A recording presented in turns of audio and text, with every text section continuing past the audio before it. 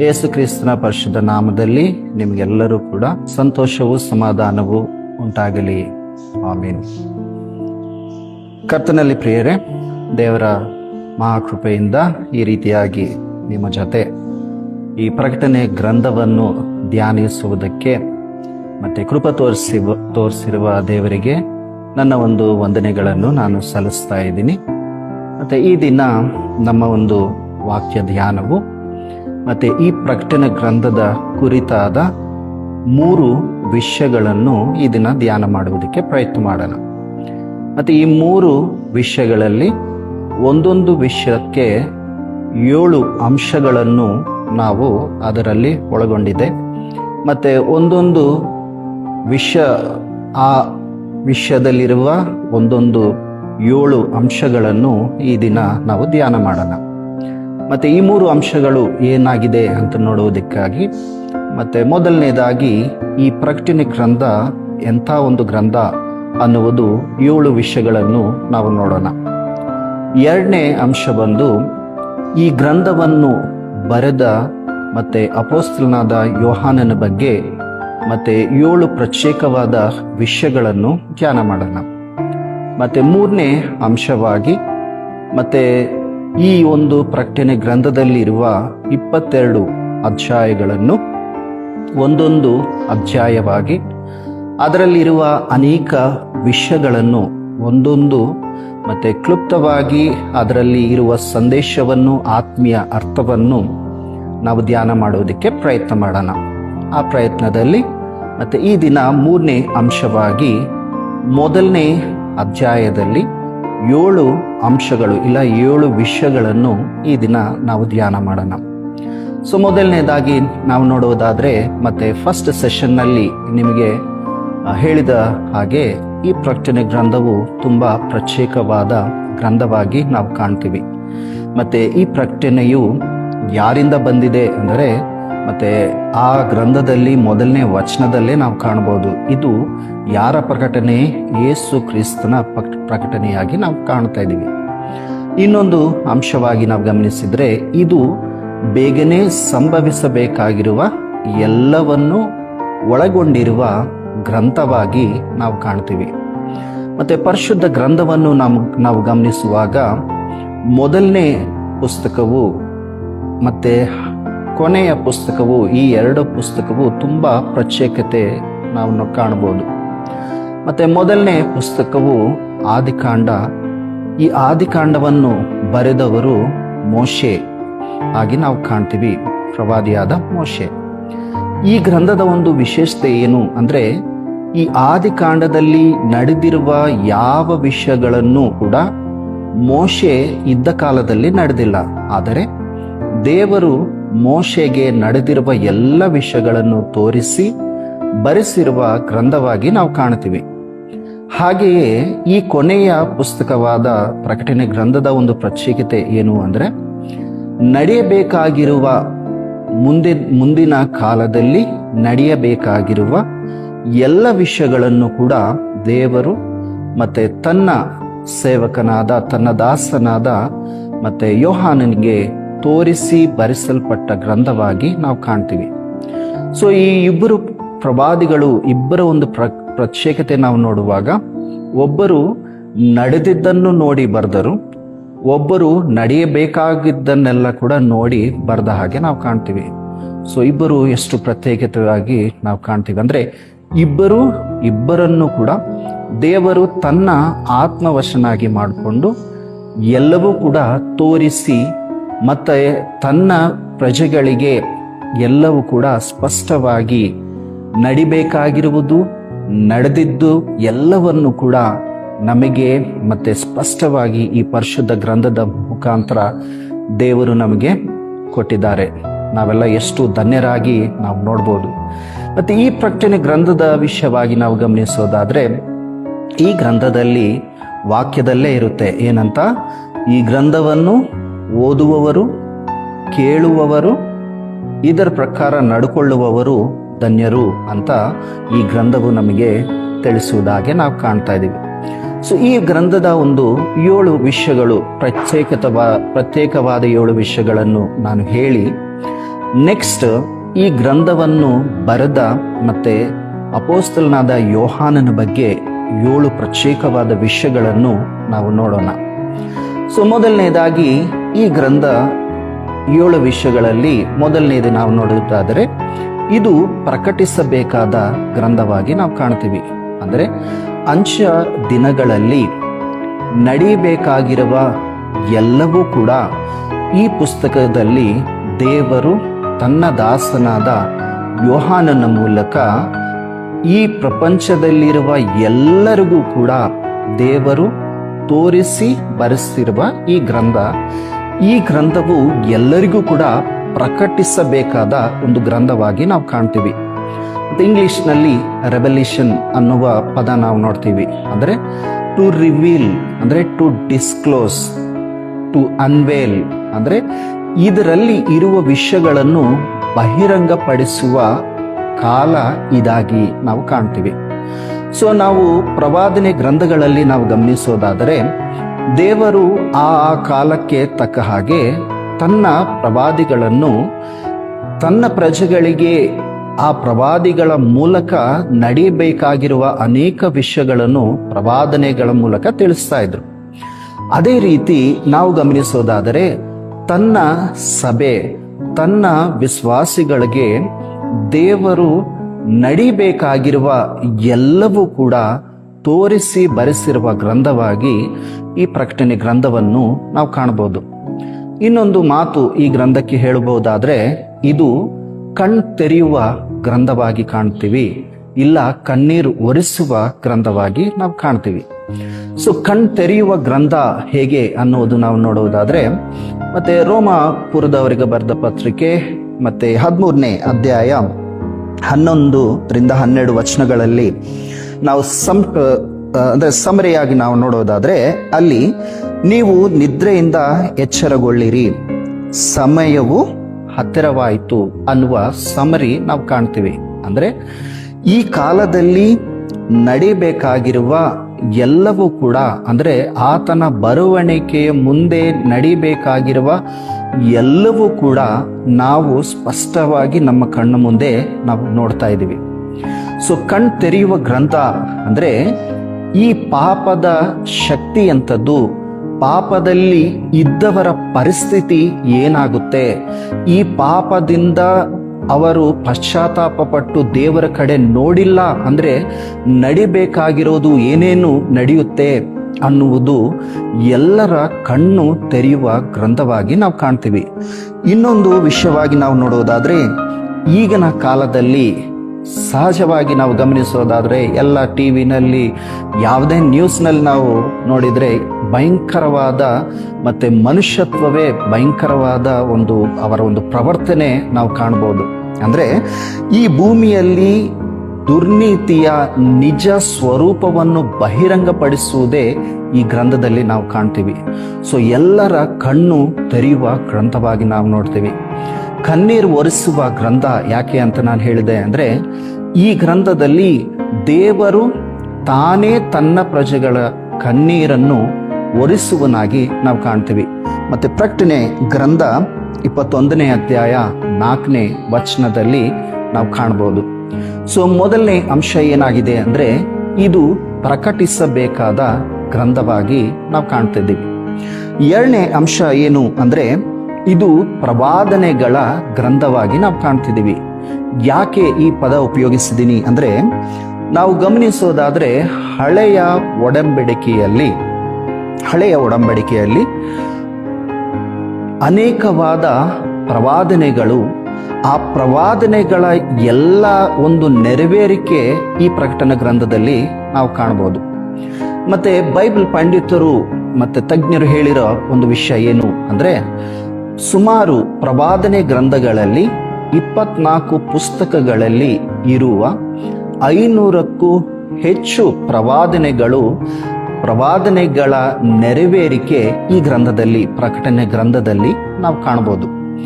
ಇನ್ನೊಂದು ಸ್ಪಷ್ಟವಾಗಿ ಯೇಸು ಸ್ವಾಮಿಯವರು ಹೇಳಿರುವ ಒಂದು ಮಾತನ್ನು ನಾವು ಗಮನಿಸೋದಾದ್ರೆ ಮತ್ತಾಯನ ಬರೆದ ಸುವಾರ್ತೆ 5ನೇ ಅಧ್ಯಾಯ 17-18 ವಚನಗಳಲ್ಲಿ ನಾವು ಗಮನಿಸೋದಾದ್ರೆ ಅಲ್ಲಿ ಸ್ಪಷ್ಟವಾಗಿ ಅವರು ತಿಳಿಸಿರೋದು ಏನು ಅಂದ್ರೆ, ಯಾವ ಧರ್ಮಶಾಸ್ತ್ರದಲ್ಲಿ ಬರೆದಿರುವ ಎಲ್ಲವೂ ಕೂಡ ನೆರವೇರುತ್ತೆ, ಯಾವುದು ಕೂಡ ಅಳಿದು ಹೋಗುವುದಿಲ್ಲ. ಅಂದ್ರೆ ಭೂಮಿ ಆಕಾಶ ಅಳೆದು ಹೋಗಬಹುದು, ಆದರೆ ಧರ್ಮಶಾಸ್ತ್ರದಲ್ಲಿ ಬರೆದಿರುವ ಎಲ್ಲವೂ ಕೂಡ ಖಂಡಿತ ನೆರವೇರುತ್ತೆ ಅನ್ನುವ ಆ ಒಂದು ಯೇಸು ಸ್ವಾಮಿಯವರು ಸ್ಪಷ್ಟವಾಗಿ ಹೇಳುವುದು ಹಾಗೆ ನಾವು ಕಾಣ್ತೀವಿ.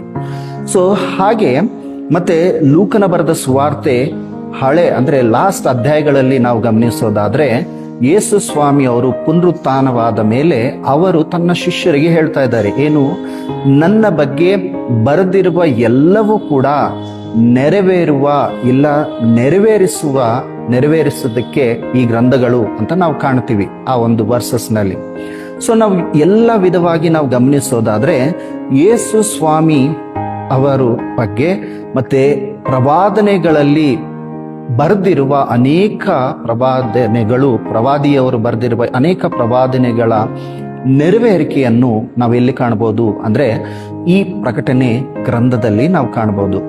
ಸೊ ಒಂದು ಅಂದ್ರೆ ಎಸ್ಟಿಮೇಷನ್ ಆಗಿ ಬೈಬಲ್ ಪಂಡಿತರು ಹೇಳಿರೋ ಪ್ರಕಾರ ಏನು ಅಂದ್ರೆ, ಮತ್ತೆ ದಾನಿಯಲ್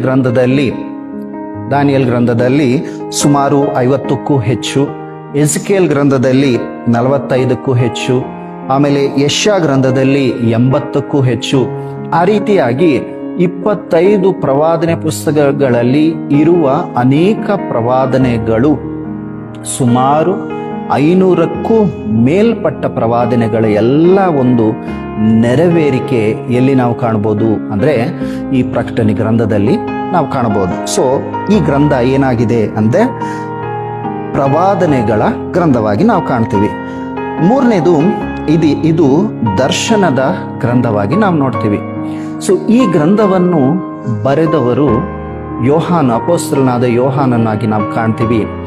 ಆ ಪ್ರಕಟಣೆ ಗ್ರಂಥದಲ್ಲೇ ಮೊದಲನೇ ಅಧ್ಯಾಯದಲ್ಲೇ ನಾವು ಗಮನಿಸಬಹುದು, ಯೋಹಾನನು ಮತ್ತೆ ದೇವರು ಯೋಹಾನನ ಆತ್ಮವನ್ನು ವಶನಾಗಿ ಮಾಡಿಕೊಂಡು ನಡೆಯಬೇಕಾಗಿರುವ ಎಲ್ಲವನ್ನು ಕೂಡ ತೋರಿಸಿ ಬರೆಸಿರುವ ಗ್ರಂಥವಾಗಿ ನಾವು ಕಾಣ್ತೀವಿ. ಅಂದ್ರೆ ದರ್ಶನದ ಮುಖಾಂತರ ದೇವರು ನಡೆಯಬೇಕಾಗಿರುವುದೆಲ್ಲವನ್ನು ಯೋಹಾನನಿಗೆ ತೋರಿಸಿ ಬರೆಸಿರುವ ಗ್ರಂಥವಾಗಿ ನಾವು ಕಾಣಬಹುದು. ಎಷ್ಟು ಅದ್ಭುತ ನೋಡಿ. ಯಾಕಂದ್ರೆ ಈ ಒಂದು ಗ್ರಂಥ ಬರೆಯುವ ಕಾಲಕ್ಕೆ ಯೋಹಾನನು ತುಂಬಾ ವೃದ್ಧನಾಗಿ ಇದ್ದ ಹಾಗೆ ನಾವು ಚರಿತ್ರೆ ಪ್ರಕಾರ ನಾವು ಕಾಣಬಹುದು. ಸೊ ಶರೀರವೆಲ್ಲವೂ ಕೂಡ ನಿಸ್ಸಹಾಯ ಸ್ಥಿತಿಯಲ್ಲಿ ಇದ್ರೂ ಕೂಡ ದೇವರು ತನ್ನ ಆತ್ಮವಶನಾಗಿ ಮಾಡಿಕೊಂಡು ನಡೆಯಬೇಕಾಗಿರುವುದೆಲ್ಲವನ್ನು ತೋರಿಸಿ ಬರೆಸಿರುವ ಗ್ರಂಥವಾಗಿ ನಾವು ಕಾಣ್ತೀವಿ. ಸೊ ದರ್ಶನ ತುಂಬಾ ಪ್ರತ್ಯೇಕವಾಗಿ ನಾವು ನೋಡ್ತೀವಿ. ಈಗಿನ ಕಾಲದಲ್ಲಿ ಕೂಡ ಯಾರು ದೇವರ ಸಮ್ಮುಖದಲ್ಲಿ, ದೇವರ ಸನ್ನಿಧಿಯಲ್ಲಿ ಯಾರು ದೇವರಿಗೆ ಮೊರೆ ಇಡ್ತಾರೋ, ದೇವರ ಕಡೆಗೆ ನೋಡ್ತಾರೋ, ಈಗಿನ ಕಾಲದಲ್ಲಿ ಕೂಡ ದೇವರು ದರ್ಶನದ ಮುಖಾಂತರ ಮಾತಾಡುವರಾಗಿ ನಾವು ಕಾಣ್ತೀವಿ. ಸೊ ಮೂರನೇದು ನಾವು ಗಮನಿಸೋದಾದ್ರೆ, ಈ ಗ್ರಂಥ ಭಯಂಕರವಾದ ಗ್ರಂಥ. ಯಾಕೆ ಈ ಭಯಂಕರ ಅನ್ನುವ ಪದ ಉಪಯೋಗಿಸ್ತೀನಿ ಅಂದ್ರೆ, ಈ ಗ್ರಂಥದಲ್ಲಿ ನಾವು ಗಮನಿಸೋದಾದ್ರೆ ದೇವರ ಪವಿತ್ರ ತೀರ್ಪುಗಳು ಇಲ್ಲಿ ಈ ಗ್ರಂಥದಲ್ಲಿ ನಾವು ಕಾಣ್ತೀವಿ. ಸೊ ಮುಂದಿನ ಅಧ್ಯಾಯಗಳಲ್ಲಿ ನಾವು ಗಮನಿಸೋದಾದ್ರೆ ಮತ್ತೆ 7 ಮುದ್ರೆಗಳು, 7 ಪಾತ್ರೆಗಳು, 7 ತುತ್ತೂರಿಗಳು, ಮತ್ತೆ ಮುಂಚೆ ಬರಬೇಕಾಗಿರುವ ಆ ಶ್ರಮಗಳೆಲ್ಲವೂ ಕೂಡ ಈ ಗ್ರಂಥದಲ್ಲಿ ನಾವು ಕಾಣಬಹುದು. ಮತ್ತೆ ಕೆಲವರು ಹೇಳುವ ಪ್ರಕಾರ ಏನಂದ್ರೆ, ಮತ್ತೆ ನಾವು ಈ ಗ್ರಂಥವನ್ನು ಓದುವಾಗ ನಮಗೆ ಅನೇಕವಾದ ಕೆಟ್ಟ ಕನಸುಗಳು ಬರ್ತವೆ, ಅದಕ್ಕೆ ನಾವು ಓದಲ್ಲ ಅಂತ ಕೆಲವರು ಹೇಳ್ತಾರೆ. ಆದರೆ ನಾವು ಈ ಗ್ರಂಥವನ್ನು ಓದಬೇಕು ಅಂದ್ರೆ ದೇವರ ಸಹಾಯ, ಆತ್ಮ ಸಹಾಯದಿಂದ, ದೇವರೇ ಇದನ್ನು ನೀನು ದರ್ಶನದ ಮುಖಾಂತರ ತೋರಿಸಿ ಬರೆಸಿದೆಯಲ್ವಾ, ನನಗೆ ಇದರಲ್ಲಿ ಇರುವ ವಿಷಯಗಳನ್ನು ಅರ್ಥ ಆಗುವಂತೆ ನಿನ್ನ ಆತ್ಮ ಸಹಾಯವನ್ನು ಮಾಡು ಅಂತ ನಾವು ಯಾವಾಗ ಪ್ರಾರ್ಥನೆ ಮಾಡಿಕೊಂಡು ಈ ಗ್ರಂಥವನ್ನು ಓದುತ್ತೀವೋ, ಖಂಡಿತ ಇದರಲ್ಲಿರುವ ವಿಷಯಗಳನ್ನು ದೇವರೇ ನಮಗೆ ಬಯಲ್ಪಡಿಸುವರಾಗಿ ನಾವು ಕಾಣ್ತೀವಿ. ಸೊ ಇನ್ನೊಂದು, ಈ ಗ್ರಂಥದ ವಿಷಯವಾಗಿ ನಾವು ನೋಡುವುದಾದ್ರೆ ದೇವರ ಸರ್ವಾಧಿಕಾರ ಮತ್ತು ನ್ಯಾಯವನ್ನು ಈ ಗ್ರಂಥದಲ್ಲಿ ನಾವು ಕಾಣ್ತೀವಿ. ಸೊ ದೇವರ ಸರ್ವಾಧಿಕಾರ ಅನ್ನೋದಕ್ಕೆ ಎಲ್ಲದರ ಮೇಲೆ ದೇವರಿಗೆ ಸರ್ವ ಅಧಿಕಾರ ಉಂಟು. ಭೂಲೋಕವಾಗಲಿ, ಪರಲೋಕವಾಗಲಿ, ಪಾತಾಳ ಲೋಕವಾಗಲಿ, ಏನೇ ಇರಲಿ, ದೇವರು ಮಾಡಿದ ಸೃಷ್ಟಿ ಎಲ್ಲದರ ಮೇಲೆ ದೇವರ ಸರ್ವಾಧಿಕಾರ. ಆ ಸರ್ವಾಧಿಕಾರ ಮತ್ತೆ ದೇವರ ನ್ಯಾಯವು ಎಷ್ಟು ಉತ್ತಮವಾದ ರೀತಿಯಲ್ಲಿ ಇದೆ ಅನ್ನುವುದು ಈ ಗ್ರಂಥದಲ್ಲಿ ನಾವು ಗಮನಿಸುವವರಾಗಿ ನಾವು ಕಾಣ್ತೀವಿ. ಇನ್ನೊಂದು ವಿಷಯವಾಗಿ ನಾವು ನೋಡುವುದಾದ್ರೆ, ಈ ಗ್ರಂಥದಲ್ಲಿ ಅಂತಿಮ ನ್ಯಾಯ ವಿಧಾನವನ್ನು ಸಾರುವ ಗ್ರಂಥವಾಗಿ ನಾವು ಕಾಣ್ತೀವಿ. ಯಾಕೆ ಅಂದ್ರೆ, ಪ್ರಕಟಣೆ ಗ್ರಂಥ 20ನೇ ಅಧ್ಯಾಯ 12ನೇ ವಚನದಲ್ಲಿ ನಾವು ನೋಡುವುದಾದ್ರೆ, ಅಲ್ಲಿ ದೇವರ ಸಿಂಹಾಸನದ ಮುಂದೆ ಎಲ್ಲವೂ ಕೂಡ ಬೇರ್ಪಡುತ್ತೆ. ಎಂಥ ಒಂದು ಯಾರ್ಯಾರು ಮಾಡಿದ ಆ ಕ್ರಿಯೆಗಳು ಎಲ್ಲವೂ, ಆ ಕ್ರಿಯೆಗಳ ಮೂಲಕ ದೇವರ ಒಂದು ನ್ಯಾಯದ ತೀರ್ಪು ಇರುತ್ತೆ ಅನ್ನೋದು ತೋರಿಸುವ ಗ್ರಂಥವಾಗಿ ನಾವು ನೋಡ್ತೀವಿ. ಇನ್ನೊಂದು 5ನೇ ವಿಷಯವಾಗಿ ನಾವು ಗಮನಿಸೋದಾದ್ರೆ, ಈ ಗ್ರಂಥವು ಕಠಿಣವಾದ ಗ್ರಂಥ ಆಗಿ ನಾವು ಕಾಣ್ತೀವಿ. ಯಾಕೆ ಕಠಿಣ ಅಂತ ನಾನು ಹೇಳ್ತಾ ಇದ್ದೀನಿ ಅಂದ್ರೆ, ಈ ಗ್ರಂಥವನ್ನು ಅರ್ಥ ಮಾಡಿಕೊಳ್ಳುವುದು ಅಷ್ಟು ಸುಲಭವಾದ ಮಾತಲ್ಲ. ಯಾಕಂದ್ರೆ ಇದರಲ್ಲಿ ತುಂಬಾ ನಾವು ಗಮನಿಸೋದಾದ್ರೆ ಸಿಂಬಲ್ಸ್ ನಾವು ತುಂಬಾ ನೋಡ್ತೀವಿ, ನಂಬರ್ಸ್ ನಾವು ನೋಡ್ತೀವಿ. ಆಮೇಲೆ ಇದರಲ್ಲಿ ನಡೆದಿರುವ ಎಲ್ಲವೂ ಕೂಡ ಏನಾಗಿದೆ ಅಂದ್ರೆ ನಿಗೂಢತೆಯನ್ನು ನಾವು ಕಾಣ್ತೀವಿ. ಸೊ ಒಂದು ವಿಷಯ ಇದರಲ್ಲಿ ನಾನು ಹೇಳಬೇಕು ಅಂದ್ರೆ, ಮತ್ತೆ ಜಾನ್ ಕ್ಯಾಲ್ವಿನ್ ಅನ್ನುವ ಒಬ್ಬ ಥಿಯಾಲಜಿಯನ್, ಕ್ಯಾಲ್ವಿನಿಸಂ ಅನ್ನುವ ಒಂದು ಅದಕ್ಕೆ ಗ್ರೂಪ್ಗೆ ವ್ಯವಸ್ಥಾಪಕ, ಆತನ ವಿಷಯವಾಗಿ ನಾವು ಗಮನಿಸೋದಾದ್ರೆ, ಈ ಒಂದು ಪರಿಶುದ್ಧ ಗ್ರಂಥದಲ್ಲಿ ಎಲ್ಲ ಪುಸ್ತಕಗಳ ಮೇಲೆ ಅವರು ಕಮೆಂಟ್ರಿಗಳನ್ನು ಬರೆದ ಹಾಗೆ ನಾವು ಕಾಣ್ತೀವಿ. ಆದರೆ ಈ ಪ್ರಕಟಣೆ ಗ್ರಂಥದ ವಿಷಯವಾಗಿ ಯಾವುದು ಕೂಡ ಕಮೆಂಟ್ರಿಯನ್ನು ಬರೆದಿಲ್ಲ. ಮತ್ತೆ ಗೂಗಲ್ನಲ್ಲಿ ಅದು ಸರ್ಚ್ ಮಾಡಿದಾಗ ಅದರಲ್ಲಿ ಒಂದು ರೀಸನ್ ಯಾಕೆ ಬರೆದಿಲ್ಲ ಅನ್ನೋದು ಅದರಲ್ಲಿ ನಾನು ನೋಡಿದಾಗ ಅದರಲ್ಲಿ ಇರೋದೇನು ಅಂದ್ರೆ, it is very difficult to interpret the book of revolution ಅಂತ ಒಂದು ರೀಸನ್ ನಾನು ಅದರಲ್ಲಿ ನೋಡಿದೆ. ಅಂದ್ರೆ ಈ ಪುಸ್ತಕವು ಏನಾಗಿದೆ ಅಂದ್ರೆ, ಯಾರಿಗೆ ಇದು ಬಯಲ್ಪಡುತ್ತೆ ಅಂದ್ರೆ, ಯಾರು ತನ್ನನ್ನು ತಾನು ದೇವರಿಗೆ ಸಂಪೂರ್ಣವಾಗಿ ಆತ್ಮವಶ ಮಾಡ್ಕೊಂತಾರೋ ಅದರಲ್ಲಿ ಇರುವ ವಿಷಯಗಳನ್ನು ದೇವರೇ ನಮಗೆ ಸಹಾಯ ಮಾಡ್ತಾರೆ ಅರ್ಥ ಮಾಡ್ಕೊಳ್ಳೋದಕ್ಕೆ. ಆದರೆ ಮನುಷ್ಯನ ಜ್ಞಾನ, ಮನುಷ್ಯನ ಆಲೋಚನೆಯಿಂದ ಓದುವವರಿಗೆ ಈ ಗ್ರಂಥ ಏನಾಗಲ್ಲ ಅಂದ್ರೆ ಅರ್ಥ ಆಗಲ್ಲ. ಯಾಕಂದ್ರೆ ನಮ್ಮ ಜ್ಞಾನ, ನಮ್ಮ ಆಲೋಚನೆ ಈ ಗ್ರಂಥ ಅರ್ಥ ಮಾಡ್ಕೊಳ್ಳೋದಕ್ಕೆ ಸಾಧ್ಯನೇ ಇಲ್ಲ. ಸೊ ಈ ಗ್ರಂಥ ಏನಾಗಿದೆ ಅಂದ್ರೆ ಕಠಿಣವಾದ ಗ್ರಂಥವಾಗಿ ನಾವು ಕಾಣ್ತೀವಿ. ಸೊ ಪರಿಶುದ್ಧ ಗ್ರಂಥದಲ್ಲಿ ನಾವು ನೋಡುವಾಗ ಗ್ರಂಥ ಅರ್ಥ ಮಾಡ್ಕೊಳ್ಳುವುದಕ್ಕೆ ಅದರಲ್ಲಿ 3 ತರವಾದ ಅರ್ಥಗಳು ನಾವು ನೋಡ್ತೇವೆ. ಒಂದು ವಾಕ್ಯ ಅರ್ಥ, ಇನ್ನೊಂದು ಅಕ್ಷರ ಅರ್ಥ, ಮೂರನೇದು ಆತ್ಮೀಯ ಅರ್ಥ. ಸೊ ಈ 3 ಕೂಡ ಏನು ಆಗಿದೆ ಅಂದ್ರೆ, ನಾವು ಪರಿಶುದ್ಧ ಗ್ರಂಥವನ್ನು ಯಾವ ರೀತಿಯಲ್ಲಿ ಓದಿತೀವೋ ಆ ರೀತಿಯಾಗಿ ನಮಗೆ ಅದು ಅರ್ಥ ಆಗುತ್ತೆ. ಸೊ ಅಕ್ಷರ ರೀತಿಯಲ್ಲಿ ಓದಿದ್ರೆ ಅಕ್ಷರ ಮಾತ್ರನೇ ನಮ್ಗೆ ಅರ್ಥ ಆಗುತ್ತೆ. ವಾಕ್ಯದ ರೀತಿ ಅಂದ್ರೆ ಕಂಪ್ಲೀಟ್ ಅದರ ಕಾಂಟೆಕ್ಸ್ಟ್ ಎಲ್ಲ ತಗೊಂಡು ನಾವು ಓದಿ ದೇವರ ಸಹಾಯ ಕೇಳಿದ್ರೆ ಅದು ಆ ಮಾತು ಯಾಕೆ ಬರೆಯಲ್ಪಟ್ಟಿದೆ ಅನ್ನುವುದು ದೇವರು ತನ್ನ ಆತ್ಮದಿಂದ ನಮಗೆ ಬೆಳಗಿಸ್ತಾರೆ. ಆತ್ಮೀಯ ಅರ್ಥ ಏನು ಅಂದ್ರೆ, ಅದರಲ್ಲಿ ಇರುವ ಆತ್ಮೀಯ ಅರ್ಥದಿಂದ ನಮ್ಮ ಆತ್ಮಕ್ಕೆ ಬೇಕಾಗಿರುವ ಸಿದ್ಧತೆಯನ್ನು ದೇವರು ತನ್ನ ಆತ್ಮದಿಂದ ಈ ಪರಿಶುದ್ಧ ಗ್ರಂಥದ ಮೂಲಕ ನಮಗೆ ಬೆಳಗಿಸುವವರಾಗಿ ಕಾಣ್ತೀವಿ ನಾವು. ಸೊ ಯಾವಾಗಲೂ ಕೂಡ ನಾವು ಏನಾಗಬೇಕು ಅಂದ್ರೆ, ದೇವರ ಆತ್ಮದಿಂದ ಬೆಳಗಿಸಲ್ಪಟ್ಟು ಈ ಗ್ರಂಥವನ್ನು ಓದುವಾಗ ಅದರಲ್ಲಿ ಇರುವ ಅನೇಕ ವಿಷಯಗಳು ನಮಗೆ ಅರ್ಥ ಆಗುತ್ತೆ. 6ನೇ ವಿಷಯವಾಗಿ ನಾನು ಹೇಳೋದಾದ್ರೆ, ಈ ಗ್ರಂಥವು ಪರಲೋಕವನ್ನು ಪರಿಚಯಿಸುವ ಗ್ರಂಥವಾಗಿ ನಾವು ಕಾಣ್ತೀವಿ. ಮತ್ತೆ ಈ ಪ್ರಕಟಣೆ ಗ್ರಂಥ 21, 22 ವಚನಗಳಲ್ಲಿ, ಅಧ್ಯಾಯಗಳಲ್ಲಿ ನಾವು ಗಮನಿಸೋದಾದ್ರೆ, ಇದರಲ್ಲಿ ಹೊಸ ಯೆರೂಸಲೇಮಿನ ಬಗ್ಗೆ ಅನೇಕ ವಿಷಯಗಳು ದೇವರು ತನ್ನ ಸಭೆಗೆ ಬರೆದು ಕೊಟ್ಟ ಹಾಗೆ ನಾವು ಕಾಣ್ತೀವಿ. ಸೊ ಪರಲೋಕ ಹೇಗಿರುತ್ತೆ, ಪರಲೋಕದಲ್ಲಿ ಮಹಿಮೆ ಹೇಗಿರುತ್ತೆ, ಆಮೇಲೆ ಪರಲೋಕಕ್ಕೆ ಸಿದ್ಧರಾದವರ ಒಂದು ಸ್ಥಿತಿ ಎಂತಹ ಒಂದು ಸ್ಥಿತಿಯಾಗಿರುತ್ತೆ, ಅನೇಕ ವಿಷಯಗಳು ಈ ಗ್ರಂಥದಲ್ಲಿ ನಾವು ಕಾಣ್ತೀವಿ. ಅಂದ್ರೆ ಪರಲೋಕ ಹೇಗೆ ಕಟ್ಟಲ್ಪಟ್ಟಿದೆ, ಹೇಗೆ ಮಹಿಮೆಯಿಂದ ಇರುತ್ತೆ, ಅದರಲ್ಲಿ ದೇವರ ಬೆಳಕು, ದೇವರ ಮಹಿಮೆ ಹೇಗಿರುತ್ತೆ, ಆಮೇಲೆ ಎಲ್ಲವೂ ಕೂಡ ಪರಲೋಕದ ಅನೇಕ ವಿಷಯಗಳು ಈ ಗ್ರಂಥದಲ್ಲಿ ನಾವು ಕಾಣ್ತೀವಿ. ಅದಕ್ಕೆ ಪರಲೋಕವನ್ನು ಪರಿಚಯಿಸುವ ಗ್ರಂಥವಾಗಿ ಈ ಪ್ರಕಟಣೆ ಗ್ರಂಥವನ್ನು ನಾವು ಕಾಣ್ತೀವಿ. 7ನೇದು ಲಾಸ್ಟ್ ಏನು ಅಂದ್ರೆ, ಲೋಕಗಳಲ್ಲಿ ನಡೆಯುವುದನ್ನು ತೋರಿಸುವ ಗ್ರಂಥವಾಗಿ ನಾವು ಕಾಣ್ತೀವಿ. ಸೊ ಈ ಪ್ರಕಟಣೆ ಗ್ರಂಥದಲ್ಲೇ ನಾವು ಗಮನಿಸೋದಾದ್ರೆ, ಮತ್ತೆ 4ನೇ ಅಧ್ಯಾಯದಲ್ಲಿ ನಾವು ನೋಡ್ಬೋದು ಏನು, ಭೂಮಿ ಮೇಲೆ, ಪರಲೋಕದಲ್ಲಿ, ಭೂಮಿ ಕೆಳಗೆ ನಡೆಯುವುದೆಲ್ಲವನ್ನು ಕೂಡ ದೇವರು ಯೋಹಾನನಿಗೆ ತೋರಿಸಿ ಬರೆಸಿದ ಹಾಗೆ ನಾವು ಕಾಣ್ತೀವಿ. ಅಂದ್ರೆ ಎಲ್ಲಾ ಲೋಕಗಳಲ್ಲಿ ನಡೆಯುವುದು ಎಲ್ಲವನ್ನು ಕೂಡ ತೋರಿಸಿ ಬರೆಸಿದ ಗ್ರಂಥವಾಗಿ ನಾವು ಕಾಣ್ತೀವಿ. ಸೊ 7 ಪಾಯಿಂಟ್ಸ್ ನಿಮಗೆ ಒಂದೊಂದಾಗಿ ನಾನು ಹೇಳಬೇಕು ಅಂದ್ರೆ, ಮೊದಲನೇದು ಪ್ರಕಟಿಸಬೇಕಾದ ಗ್ರಂಥ, 2ನೇದು ಪ್ರವಾದನೆಗಳ ಗ್ರಂಥ, 3ನೇದು ದರ್ಶನದ ಗ್ರಂಥ, 4ನೇದು ಭಯಂಕರ ಗ್ರಂಥ, 5ನೇದು ಕಠಿಣವಾದ ಗ್ರಂಥ, 6ನೇದು ಪರಲೋಕವನ್ನು ಪರಿಚಯಿಸುವ ಗ್ರಂಥ, 7ನೇದು ಎಲ್ಲಾ ಲೋಕಗಳಲ್ಲಿ ನಡೆಯುವುದು ತೋರಿಸುವ ಗ್ರಂಥವಾಗಿ ನಾವು ಕಾಣ್ತೀವಿ. ಸೊ ಈ ಪ್ರಕಟಣೆ ಗ್ರಂಥವು ಕೂಡ ಪ್ರಕಟಣೆ ಗ್ರಂಥ ಇಂಥ ಅದ್ಭುತವಾದ ಗ್ರಂಥವಾಗಿ ನಾವು ಕಾಣ್ತೀವಿ.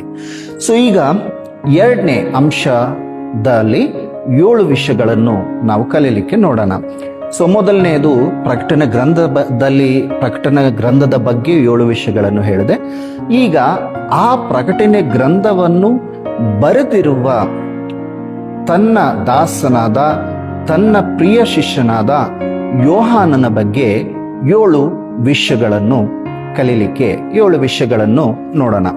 ಸೊ ಮೊದಲನೇದಾಗಿ ನಾನು ಹೇಳಬೇಕಂದ್ರೆ, 7 ವಿಷಯಗಳಲ್ಲಿ ಮೊದಲನೇದು ಇವರ ಒಂದು ಇಂಟ್ರೊಡಕ್ಷನ್.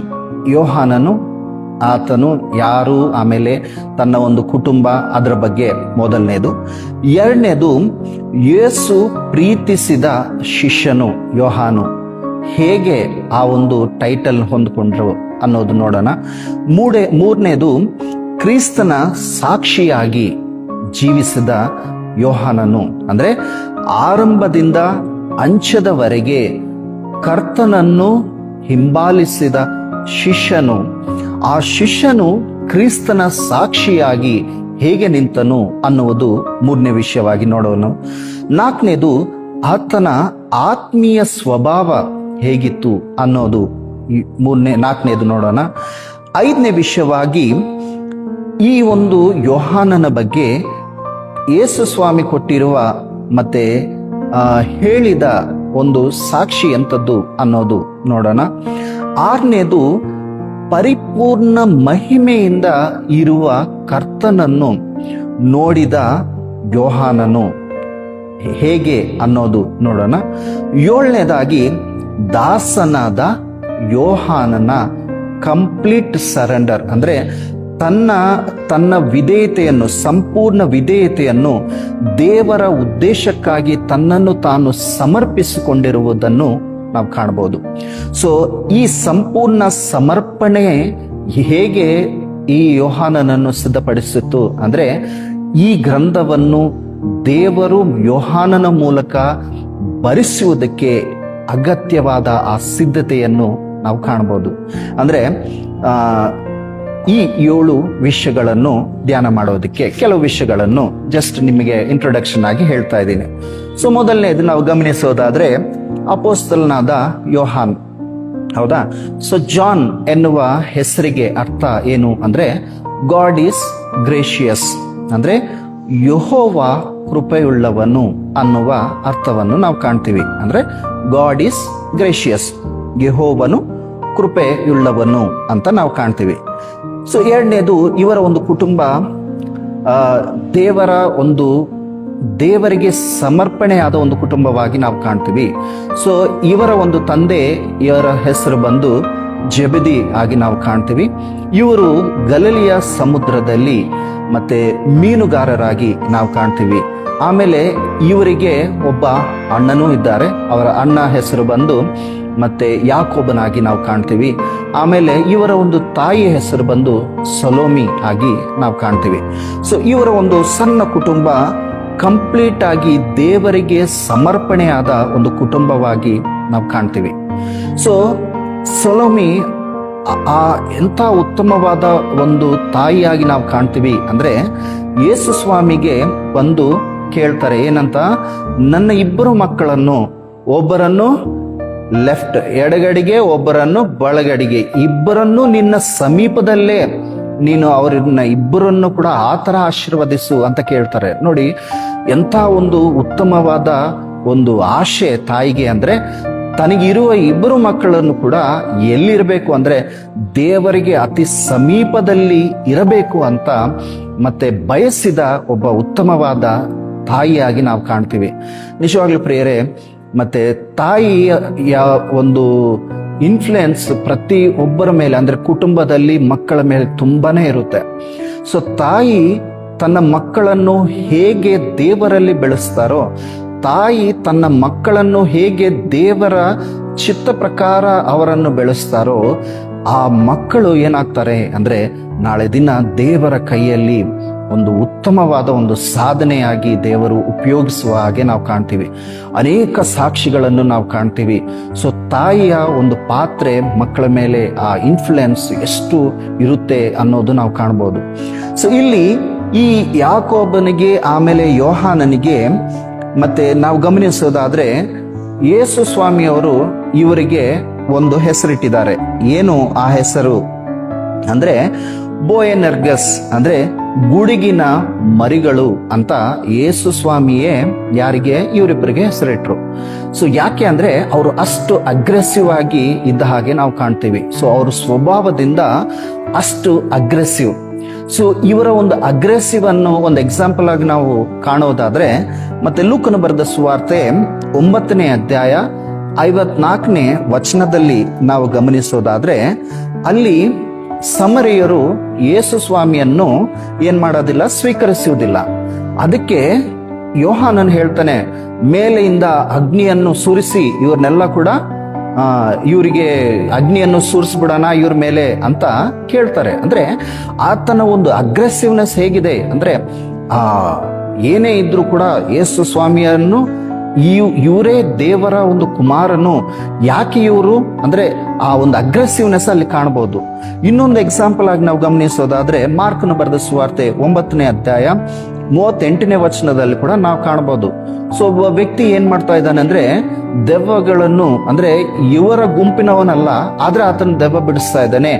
ಆತನಿಗೆ ಕೂಡ ಇವ್ರು ಹೋಗಿ ಏನ್ ಮಾಡ್ತಾರೆ ಅಂದ್ರೆ ಅವ್ರಿಗೆ ವಾರ್ನಿಂಗ್ ಕೊಟ್ಟ ಹಾಗೆ ನಾವು ಕಾಣ್ತೀವಿ.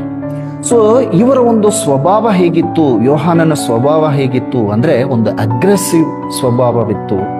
ಅಂತ ಒಂದು ಸ್ವಭಾವದಿಂದ ಯೇಸು ಸ್ವಾಮಿ ಹೇಗೆ ಆ ಯೋಹಾನನನ್ನು ಬದಲಾಯಿಸಿದ್ರು, ಅವರ ಒಂದು ಸ್ವಭಾವ ಬದಲಾಯಿತು ಅಂದ್ರೆ ತುಂಬಾ ಮೃದುವಾದ ಒಂದು ಸ್ವಭಾವವಾಗಿ, ಆ ಯೇಸು ಸ್ವಾಮಿಯನ್ನು ಅಮಿತವಾಗಿ ಪ್ರೀತಿಸುವ ಒಂದು ಒಳ್ಳೆಯ ಸ್ವಭಾವವಾಗಿ ಆತನ ಮಾರ್ಪನ್ನು ನಾವು ಗಮನಿಸಬಹುದು. ಇನ್ನೊಂದು ವಿಷಯವಾಗಿ ನಾವು ಗಮನಿಸೋದಾದ್ರೆ, ಈ ಒಂದು ಯೋಹಾನನ ಬಗ್ಗೆ ನಾವು ಗಮನಿಸೋದಾದ್ರೆ, ಮತ್ತೇನ ಬರೆದ ಸುವಾರ್ತೆ 4ನೇ ಅಧ್ಯಾಯ 21ನೇ ವಚನದಲ್ಲಿ ನಾವು ಗಮನಿಸೋದಾದ್ರೆ, ಯೇಸು ಸ್ವಾಮಿಯ ಪ್ರಥಮ ಶಿಷ್ಯರಲ್ಲಿ ಇವರು ಕೂಡ ಇದ್ದ ಹಾಗೆ ನಾವು ಕಾಣ್ತೀವಿ. ಮೊದಲನೇದು ಪೇತ್ರನು, ಆಮೇಲೆ ಆಂದ್ರೆಯ, ಆಮೇಲೆ ಯಾಕೋಬನು, ಯೋಹಾನನು. ಸೊ ಇವರಿಗೆ ಯೇಸು ಸ್ವಾಮಿ ಹೇಳ್ತಾ ಇದ್ದಾರೆ ಏನಂತ, ನನ್ನನ್ನು ಹಿಂಬಾಲಿಸಿರಿ ಅನ್ನುವ ಮಾತು ಕೇಳಿ ಅವರು ಮಾಡುವ ಕೆಲಸವನ್ನು ಕೂಡ ಬಿಟ್ಟು ಯೇಸು ಸ್ವಾಮಿಯನ್ನು ಹಿಂಬಾಲಿಸಿದ ಶಿಷ್ಯರಾಗಿ, ಪ್ರಥಮ ಶಿಷ್ಯರಾಗಿ ನಾವು ಅದರಲ್ಲಿ ಕಾಣಬಹುದು. ಈ ಎರಡನೇ ವಿಷಯವಾಗಿ, ಸೊ ಇದು ಜಸ್ಟ್ ಅವರ ಒಂದು ಇಂಟ್ರೊಡಕ್ಷನ್ ಆಗಿ ನೋಡಿದ್ವಿ. ಎರಡನೇ ವಿಷಯವಾಗಿ ನಾನು ಹೇಳೋದಾದ್ರೆ, ಯೋಹಾನ, ಅಪೊಸ್ತಲನಾದ ಯೋಹಾನನು ಕ್ರಿಸ್ತನ ಸಾಕ್ಷಿಯಾಗಿ, ಎಂಥ ಒಂದು ಸಾಕ್ಷಿ ಅಂದ್ರೆ ಆರಂಭದಿಂದ ಅಂತ್ಯದವರೆಗೆ ಯೇಸು ಸ್ವಾಮಿಯ ಸಾಕ್ಷಿಯಾಗಿ ಉತ್ತಮವಾದ ಒಂದು ಸೇವೆಯನ್ನು ಮಾಡಿದ ಒಂದು ಅಪೊಸ್ತಲನಾಗಿ ನಾವು ಕಾಣಬಹುದು. ಸೊ ಇವರ ಬಗ್ಗೆ ನಾವು ಗಮನಿಸೋದಾದ್ರೆ, ಯೇಸು ಸ್ವಾಮಿ ಮಾಡಿದ ಅನೇಕ ಕಾರ್ಯಗಳಲ್ಲಿ ಮತ್ತೆ ಯೋಹಾನನ ಒಂದು ಪ್ರತ್ಯೇಕತೆಯನ್ನೇ ನಾವು ಕಾಣಬಹುದು. ಅಂದ್ರೆ ಕೆಲವು ವಿಷಯಗಳಲ್ಲಿ ಎಲ್ಲ ಇಂಪಾರ್ಟೆಂಟ್ ಆದ ಈವೆಂಟ್ಸ್ನಲ್ಲಿ ಯೋಹಾನನು ಇದ್ದ ಹಾಗೆ ನಾವು ಕಾಣ್ತೀವಿ. ಅದರಲ್ಲಿ ಮತ್ತೆ ಪ್ರತ್ಯೇಕತೆ ಏನು ಅಂದ್ರೆ, ಈ ಯೋಹಾನನು ಯೇಸು ಸ್ವಾಮಿಯ ಕೊನೆಯ ಸಿಲುಬೆಗೆ ಹೋಗುವ ಆ ಕಾಲದಲ್ಲಿ, ಅಂದ್ರೆ ಆ ಕೊನೆಯ ಗಳಿಗೆಯಲ್ಲಿ ಯೇಸು ಸ್ವಾಮಿಯ ಹತ್ತಿರದಲ್ಲೇ ಇದ್ದ ಒಬ್ಬ ಶಿಷ್ಯನಾಗಿ ನಾವು ಕಾಣ್ತೀವಿ. ನಾವು ಗಮನಿಸೋದಾದ್ರೆ, ಆ ಒಂದು ಗೆತ್ಸೆಮನೆ ಆ ಒಂದು ತೋಟದಲ್ಲಿ ಯಾವಾಗ ಈ ಒಂದು ಸೈನಿಕರು ಬಂದ್ರೋ, ಆ ಸೈನಿಕರು ಬರೋ ಕಾಲಕ್ಕೆ ನಾವು ಗಮನಿಸೋದಾದ್ರೆ ಎಲ್ಲ ಶಿಷ್ಯರು ಕೂಡ ಏನಾಗ್ಬಿಟ್ರು, ಚೆದ್ರು ಹೋಗ್ಬಿಟ್ರು. ಆದರೆ ಒಬ್ಬ ಶಿಷ್ಯನು ಆತನ ಕೊನೆಯ ಉಸಿರು ಇರುವವರೆಗೆ ಕೂಡ ಹಿಂಬಾಲಿಸಿ ಇದ್ದ ಶಿಷ್ಯನು ಯಾರು ಅಂದ್ರೆ ಯೋಹಾನನಾಗಿ ನಾವು ಕಾಣ್ತೀವಿ. ಆ ಒಂದು ಸಿಲುಬೆಯ ಮರಣವು, ಆ ಸಿಲುಬೆಗೆ ಮುಂಚೆ ನಡೆದ ಆ ಅವಮಾನವು, ಆ ಶಿಕ್ಷೆಗಳು, ಅವೆಲ್ಲವೂ ಕೂಡ ಕಣ್ಣಾರ ನೋಡಿದ ಒಬ್ಬ ಶಿಷ್ಯನು ಯಾರು ಅಂದ್ರೆ ಯೋಹಾನನಾಗಿ ನಾವು ಕಾಣ್ತೀವಿ. ಅಂದ್ರೆ ಯೇಸು ಸ್ವಾಮಿಯ ಪರಿಪೂರ್ಣವಾದ ಪ್ರೀತಿಯನ್ನು, ಯೇಸು ಸ್ವಾಮಿಯ ಪರಿಪೂರ್ಣವಾದ ತನ್ನ ಒಂದು ವ್ಯಕ್ತಿತ್ವವನ್ನು, ಮನುಷ್ಯ ಕುಮಾರನು ಬಂದಿರುವ ಆ ಒಂದು ಆತನಿಗೆ ಎಷ್ಟೇ ಹಿಂಸೆ ಕೊಡ್ತಾ ಇದ್ರು ಕೂಡ ಆ ಹಿಂಸೆಯನ್ನು ತಾಳುತ್ತಾನೆ, ದೇವರೇ ಇವರನ್ನು ಕ್ಷಮಿಸು ಅನ್ನುವ ಎಲ್ಲವನ್ನು ಕೂಡ, ಅಂದ್ರೆ ಕೊನೆಯ ಮಾತುಗಳನ್ನು ಕೂಡ ಆ ಸಿಲುಬೆ ಹತ್ರ ಇದ್ದು ಕೇಳಿದ ಒಬ್ಬ ಶಿಷ್ಯನು ಯಾರು ಅಂದ್ರೆ ಈ ಯೋಹಾನನಾಗಿ ನಾವು ಕಾಣ್ತೀವಿ. ಸೊ ಈ ಯೋಹಾನನು ನಾವು ಗಮನಿಸೋದಾದ್ರೆ 5ನೇ ಮಾತು ಏನಿರ್ತಾರೆ, ಯೇಸು ಸ್ವಾಮಿ ಹೇಳ್ತಾರೆ, ಯೇಸು ಸ್ವಾಮಿ ಅವರು ಹೇಳ್ತಾರೆ ಯಾರಿಗೆ, ಯೋಹಾನನಿಗೆ ಏನಂತ, ಇದು ನಿನ್ನ ತಾಯಿ. ಆಮೇಲೆ ತಾಯಿಯ ಒಂದು ರೆಸ್ಪಾನ್ಸಿಬಿಲಿಟಿ ಯಾರಿಗೆ ಕೊಡ್ತಾರೆ, ಯೋಹಾನನಿಗೆ ಕೊಟ್ಟ ಹಾಗೆ ನಾವು ಕಾಣ್ತೀವಿ. ಸೊ ಸಿಲುಬೆಯ ಹತ್ತಿರ ಇರುವ ಯೋಹಾನನಿಗೆ ದೇವರು ತನ್ನ ಒಂದು ರೆಸ್ಪಾನ್ಸಿಬಿಲಿಟಿಯನ್ನು ಕೊಟ್ಟ ಹಾಗೆ ಕಾಣ್ತೀವಿ. ಸೊ ನಾವು ಸಹಜವಾಗಿ ಈ ಸಿಲುಬೆಯ ಧ್ಯಾನ ದಿನಗಳಲ್ಲಿ ಈ ಮಾತನ್ನು ನಾವು ವಿವರಣೆ ಮಾಡ್ತಾ ನಾವು ಸಹಜವಾಗಿ ನಾವೇನ್ ಹೇಳ್ತೀವಿ ಅಂದ್ರೆ, ಮತ್ತೆ ಶಿಷ್ಯನನ್ನು ಯಾರಿಗೆ ಹೋಲಿಸ್ತೀವಿ, ಮತ್ತೆ ಸಭೆಯ ಪಾಲಕನಿಗೆ ಹೋಲಿಸ್ತೀವಿ, ಮತ್ತೆ ತಾಯಿಯನ್ನು ಸಭೆಗೆ ನಾವು ಹೋಲಿಸ್ತೀವಿ. ಅಂದ್ರೆ ದೇವರು ತನ್ನ ಒಂದು ಸೇವಕನಿಗೆ ಮತ್ತೆ ಸಭೆಯ ಒಂದು ರೆಸ್ಪಾನ್ಸಿಬಿಲಿಟಿಯನ್ನು ಕೊಟ್ಟ ಹಾಗೆ ಅನ್ನುವುದು ನಾವು ವಿವರಣೆಯಲ್ಲಿ ಸಹಜವಾಗಿ ನಾವು ಕಾಣ್ತೀವಿ. ನಿಜವಾಗ್ಲೂ ಪ್ರಿಯರೇ, ಇಲ್ಲಿ ಒಂದು ಗಮನಿಸಬೇಕಾಗಿರುವ ಒಂದು ಅಂಶ ಏನು ಅಂದ್ರೆ, ಯಾವ ಸೇವಕನು ಸಿಲುಬೆಗೆ ಹತ್ತಿರವಾಗಿ ತನ್ನ ಒಂದು ನಡವಳಿಕೆ ಇರುತ್ತೋ, ಸಿಲುಬೆಗೆ ಹತ್ತಿರವಾಗಿ ತನ್ನ ಒಂದು ಏನಂತಾರಂದ್ರೆ ಜೀವನ ಸಹವಾಸವಿರುತ್ತೋ, ಅಂತ ಒಂದು ಸೇವಕನ ಸೇವೆ ಅದ್ಭುತವಾಗಿ ಇರುವುದಾಗಿ ನಾವು ಕಾಣ್ತೀವಿ. ಯಾಕೆ ಅಂದ್ರೆ ಆ ಸಿಲುಬೆಯಲ್ಲಿ ಪರಿಪೂರ್ಣವಾದ ಒಂದು ಪ್ರೀತಿ, ಯೇಸು ಸ್ವಾಮಿಯ ಪರಿಪೂರ್ಣವಾದ ಒಂದು ಪ್ರೀತಿಯನ್ನು ನೋಡಿದ ಶಿಷ್ಯನಾಗಿ ನಾವು ನೋಡ್ತೀವಿ. ಅಂದ್ರೆ ಯೋಹಾನನ ಸ್ವಭಾವ ಏನಾಯ್ತು ಅಂದ್ರೆ, ಇಂಥ ಒಂದು ಶ್ರಮೆಯಲ್ಲಿ ಕೂಡ ಇತರರಿಗೋಸ್ಕರ ಪ್ರಾರ್ಥನೆ ಮಾಡ್ತಾ ಇದ್ದಾರೆ, ಇಂಥ ಒಂದು ಶ್ರಮೆಯಲ್ಲಿ ಕೂಡ ಎಲ್ಲರಿಗೋಸ್ಕರ ಕೂಡ ಇವರ ಒಂದು ರಕ್ತವು ಸುರಿಸ್ತಾ ಇದ್ದಾರೆ. ಅನೇಕವಾದವನ್ನು ಇವನು ನೋಡಿ ಏನಾಯ್ತು ಅಂದ್ರೆ ಆ ಇನ್ಫ್ಲುಯೆನ್ಸ್ ಅನ್ನು ನಾವು ಕಾಣಬಹುದು. ಒಂದೇ ಒಳ್ಳೆಯ ಒಂದು ವಚನ ಇರುತ್ತೆ. ಮತ್ತೆ ಮೊದಲನೇ ಯೋಹಾನ ಪತ್ರಿಕೆ 1ನೇ ಅಧ್ಯಾಯ 1ನೇ ವಚನದಲ್ಲಿ ನಾವು ನೋಡ್ತೀವಿ, ಎಂತ ಒಂದು ಉತ್ತಮವಾದ ಮಾತು ಇರುತ್ತೆ. ನಾನು ಓದ್ತೀನಿ ನೋಡಿ. 1ನೇ ಯೋಹಾನನು 1ನೇ ವಚನ,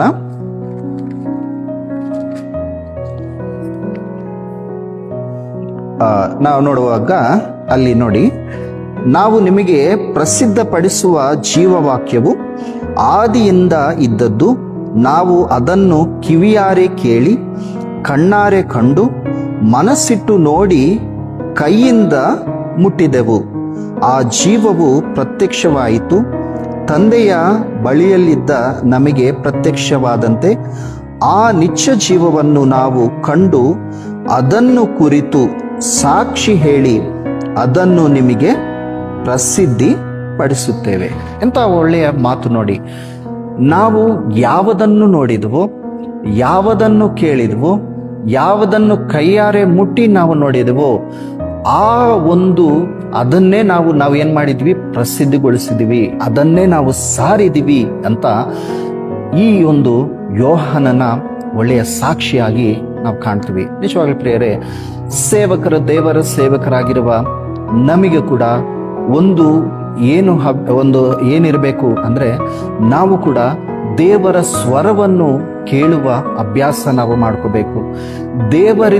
ದೇವರ ಸ್ವರವನ್ನು ಕೇಳುವುದು, ದೇವರನ್ನು ನೋಡುವುದು, ದೇವರಿಂದ ಪಡೆದು ಸಭೆಗೆ ತಿಳಿಸುವ ಆ ಒಂದು ಉತ್ತಮವಾದ ಒಂದು ಏನಂತಾರೆ ಅಂದ್ರೆ ಸಹವಾಸವನ್ನು ನಾವು ಹೊಂದ್ಕೊಂಡಿದ್ದಾಗ ಸಭೆ ಆಮೇಲೆ ಈಗಿನ ಕಾಲದಲ್ಲಿ ಅಂತ್ಯ ದಿನಗಳಲ್ಲಿ ಯಾವುದು ಉತ್ತಮವಾದದ್ದೋ ಆತ್ಮವೇ ನಮಗೆ ಸಹಾಯ ಮಾಡಿ ಏನ್ ಮಾಡುತ್ತೆ ಅಂದ್ರೆ ಆ ವಿಷಯಗಳನ್ನು ದೇವರು ನಮ್ಮ ಮೂಲಕ ಎಲ್ಲರಿಗೂ ಕೂಡ ತಿಳಿಸೋರಾಗಿ ನಾವು ಕಾಣ್ತೀವಿ.